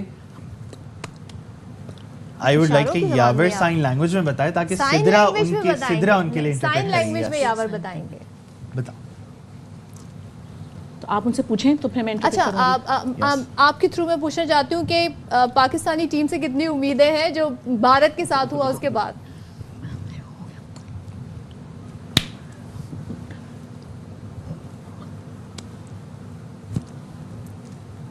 اسپورٹس کے حوالے سے, میچ کے حوالے سے آپ بات کر رہے ہیں یا اور ڈفرینٹ؟ نہیں, میچ پاکستان ٹیم کے حوالے سے ٹیم ہوپ کیا میں سوچتا ہوں کہ پاکستان کی ٹیم بہت اچھی ہے. میں ہر دفعہ اس پہ ہوپ لگتا ہوں جب وہ کچھ اچھی نمبر لے رہے ہوتے ہیں تو ہماری ایکسائٹمنٹ بڑھ جاتی ہے ان سے کنیکٹ رہنے کی.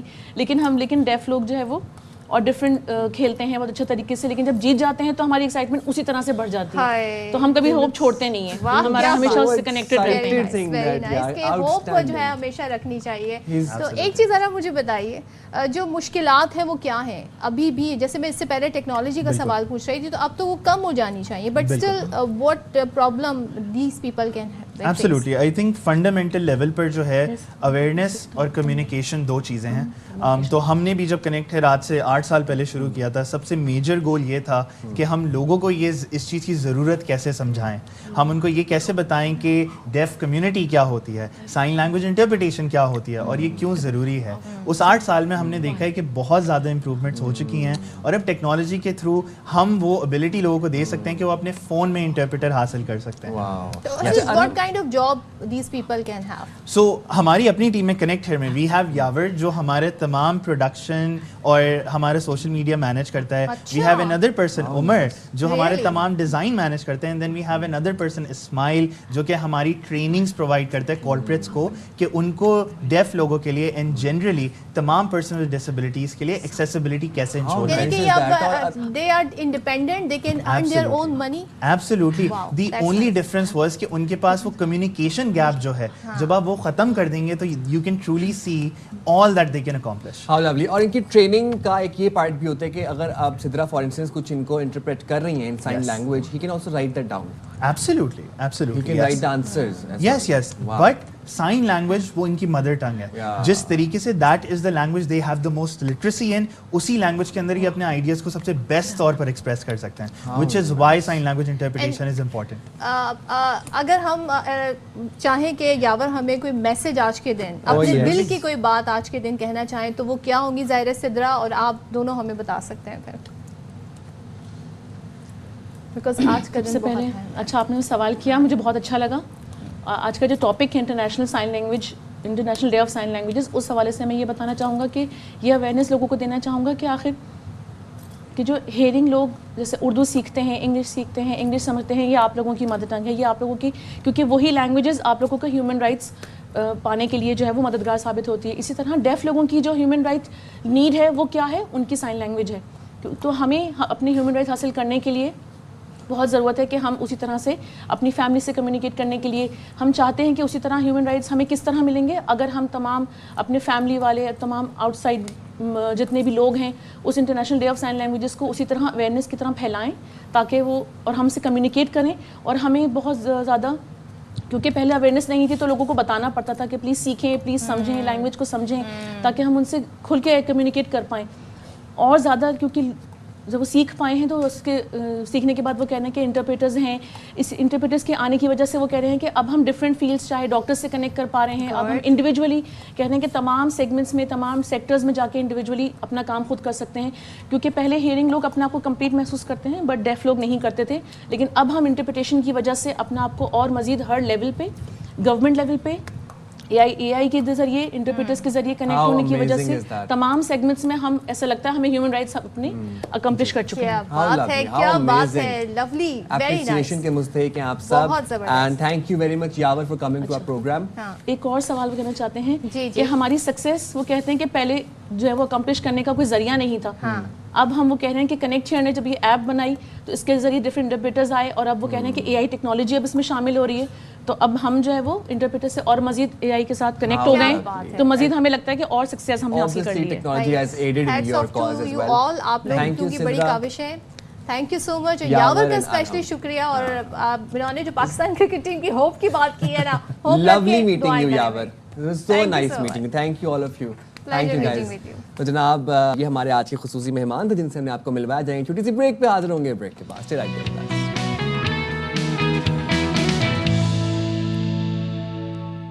Welcome back once again. اور اب جو معاملہ ہے جس پر ہم بات کرنے جا رہے ہیں تو جناب وہ یہ ہے کہ کچھ عرصہ پہلے سوشل میڈیا پر ایک خبر بڑی گردش کر رہی تھی کہ پاکستانیوں کا ڈیٹا ڈارک ویب کے اوپر موجود ہے اور محض $50 $40 کے لیے آپ کسی کی بھی معلومات حاصل کر سکتے ہیں. جناب میں بات کر رہا ہوں آئی ڈی کارڈ ڈیٹیلز کی, نادرا ڈیٹیلز کی, آپ کے گھر کا ایڈریس, آپ کے فون نمبرز, یہ تمام تر معلومات, یہ ڈیٹا ڈیپسٹ اینڈ ڈارکسٹ سطح آف انٹرنیٹ کے اوپر موجود ہے جس کو ہم ڈارک ویب کہتے ہیں, اور بہت کم پیسوں کے عوض یہ برائے فروخت ہے. تو اس حوالے سے پھر بات کر لیتے ہیں. ہمیں جوائن کیا ہے تمام صورتحال پر بات کرنے کے لیے ہمارے ساتھ موجود ہیں سیکیورٹی ایکسپرٹ موجود ہیں عامر صدیقی صاحب. تو عامر صدیقی صاحب تھینک یو سو مچ ہمیں جوائن کرنے کے لیے. پہلے تو یہ بتائیے گا جو ڈیٹا چوری ہو جاتا ہے یہ کیا بہت آسان ہے, کیونکہ ہم آئے دن اس طرح کی سٹوری سن رہے ہوتے ہیں, کس طرح ہو پاتا ہے, یا ان تک رسائی رکھنے والے جو ہیں وہ ملازمین ہوتے ہیں وہ فروخت کرتے ہیں, انسائڈ جاب ہوتی ہے, ہوتا کیسے ہے یہ؟ السلام علیکم. تھینک یو سائمن صدر فار ہوسٹنگ می ٹوڈے. دیکھیں دو ایلیمنٹس ہوتے ہیں جب بھی ڈیٹا کمپرومائز ہوتا ہے. یا تو انڈیویژولز خود ایسی پریکٹسز کرتے ہیں جس کی وجہ سے ڈیٹا ان کے موبائل ایپس یا ان کی کوئی بھی جو اپلیکیشنز وہ یوز کر رہے ہوتے ہیں وہاں سے چوری ہو رہا ہوتا ہے. اچھا بڑا یہ ایک ڈرپنگ افیکٹ ہے, جیسے قطرہ قطرہ جمع کر کے جو یہ جتنے بھی لوگ سیل کرتے ہیں ڈیٹا, وہ ہر اینگل سے ہر طریقوں سے وہ ڈیٹا کنسالیڈیٹ کرتے ہیں. آرگنائزیشنز میں انٹرنل جاب ہو بھی سکتی ہے اور نہیں بھی ہو سکتی ہے. بعض آرگنائزیشنز ہوتی ہیں جو کہ open source softwares use کرتی ہیں, اپنے سافٹ ویئرز کے آپریٹنگ سسٹمز کو ٹائملی پیچ نہیں کرتے ہیں, اور فری ایپس یوز کرتے ہیں, کریکڈ سافٹ ویئرز یوز کرتے ہیں. اسی طرح بہت سارے ہم جیسے نارمل لوگ ہوتے ہیں جو کہ روٹڈ فونز یوز کرتے ہیں, کچھ گیمز وغیرہ کی ایپس یوز کرتے ہیں. بچوں کے ہاتھ میں فون چلا جاتا ہے تو وہ رینڈملی ایپس کے اوپر کلک کرتے رہتے ہیں, انسٹال کرتے رہتے ہیں. سملرلی ہم بہت ساری ایسی ایپس انسٹال کرتے ہیں جو کہ ہم دیکھتے نہیں ہیں کہ وہ آتھرائز جو کمپنی ہے اس کی طرف سے پبلش ہوئی ہے کہ نہیں ہوئی ہے. سو ملٹیپل ایونیوز سے جو ہے وہ ڈیٹا, یہ جتنے بھی ڈارک ویب کے لوگ ہوتے ہیں یہ سر کنسالیڈیٹ کرتے ہیں, ایک جگہ لے کر آتے ہیں اور پھر اس کو کنسالیڈیٹ کر کے پھر سیل کرتے ہیں. اچھا جہاں تک بات ہے $50 کی, تو آئی ڈونٹ تھنک کہ $50 میں کسی بھی ڈیٹا کو جو خریدا جائے گا تو اس کے اندر ویلیوبل انسائٹس ہوں گی. ڈارک ویب میں خریدنے کا یہ مقصد نہیں ہوتا کہ وہ بہت ویلیوبل چیز خرید رہے ہیں. ڈیفینیٹلی ہر مہنگی چیز کی کاسٹ ہوتی ہے, اور جو چیز سستی مل رہی ہوتی ہے اس میں کوئی نہ کوئی اندر مسئلہ ہوتا ہے. سو سملرلی ڈارک ویب میں آپ ڈیٹا سیمپل کے طور پہ آپ دکھا دیتے ہیں کہ اس کے اندر بہت ڈیٹا ہے, لیکن جب اوریجنل فائل خریدنے جاتے ہیں تو اس کے اندر کچھ بھی نہیں ہوتا. تو کبھی کبھار یہ ہاکس بھی ہوتے ہیں. مطابق بیرون ملک سفر کی معلومات آپ 5000 میں نکلوا سکتے ہیں. اس کے علاوہ لوکیشن اگر آپ نے کسی کی معلوم کرنی ہے تو وہ 500 میں فروخت وہاں پر ہو رہی ہے. مطلب how to cope up with the situation now, اس کو کیسے اپنے ڈیٹا کو محفوظ کیسے رکھیں؟ دیکھیں ڈیٹا کو محفوظ رکھنے کے لیے جو پریکٹسز ہوتی ہیں اس کے اندر سب سے پہلا ایلیمنٹ یہ ہوتا ہے کہ اویئرنیس پھیلائی جائے لوگوں کے اندر کہ وہ اپنے ڈیٹا کو کسی بھی, جیسے اب آپ ایک ویب سائٹ پہ جاتے ہیں وہ کہتی ہے کہ بھئی ڈیٹا انٹر کریں آپ لکی کوپن میں شامل ہو جائیں گے, وہ ہر طرح کا ڈیٹا آپ سے ریکویسٹ کرتے ہیں, آپ سبمٹ کر دیتے ہیں اور آپ سمجھتے ہیں کہ you are into a lucky draw, but وہ ایسا ہوتا نہیں ہے. سملرلی آرگنائزیشنس کے اندر دو اینڈ پوائنٹس ہیں ڈیٹا لیک ہونے کے, یا تو انسان خود ہوتا ہے یا آرگنائزیشنز ہوتی ہیں جہاں پر ڈیٹا آلریڈی کنسالیڈیٹ ہو کے پڑا ہوا ہوتا ہے. سو آرگنائزیشنز کو بھی ضرورت ہے کہ وہ جو بھی ان کی پالیسیز ہیں جو کہ سیکیورٹی پالیسیز جن کو ہم کہتے ہیں, انفارمیشن سیکیورٹی پالیسیز کہتے ہیں, سائبر سیکیورٹی پالیسیز کہتے ہیں, ان کو ایڈہیئر کروائیں, رجسٹرڈ سافٹ ویئر یوز کریں, open source software freeware softwares نہ یوز کریں, اپنے جو بھی ان کے سافٹ ویئرز وہ یوز کر رہے ہیں ان کو ٹائملی پیچ کروائیں. تاکہ کوئی بھی جو ہے ہیکر ان کے انوائرمنٹ کو ایکسیس کر کے ڈیٹا نہ نکال سکے. یوزلی انسائڈر بہت کم ہوتا ہے کہ انوالو ہوتے ہیں, ڈیفینیٹلی کوئی اس طرح سے نہیں کرتا ہے, ہر کوئی جاب کر رہا ہوتا ہے اور ان کو اس سینسٹیوٹی کا اندازہ ہوتا ہے. لیکن اگر پریکٹسز میل فنکشن ہوں گی اور پریکٹس اچھی نہیں ہوں گی تو ہیکر آپ کی آرگنائزیشن میں آئے گا اور بلک میں ڈیٹا ایکسٹریکٹ کر لے گا. صحیح ہے, ٹھیک ہے, تھینک یو سو مچ عامر صدیقی صاحب, بہت شکریہ. اور یہ وہ ٹاپک ہے جس پہ ہم آنے والے دنوں میں مزید بات کریں گے. اپنا پاسورڈ جی ہر 3 مہینے بعد چینج کرتے رہا کریں, یہ اپنا ڈیٹا لیفٹ رائٹ کی ویب سائٹس پہ نہ ڈالا کریں, خاص طور پر لکی ڈراز پہ. ملاقات ہوگی آپ سے کل 9:03 بجے. بہت خیال رکھیے گا. پاکستان زندہ باد, ہمیشہ زندہ باد.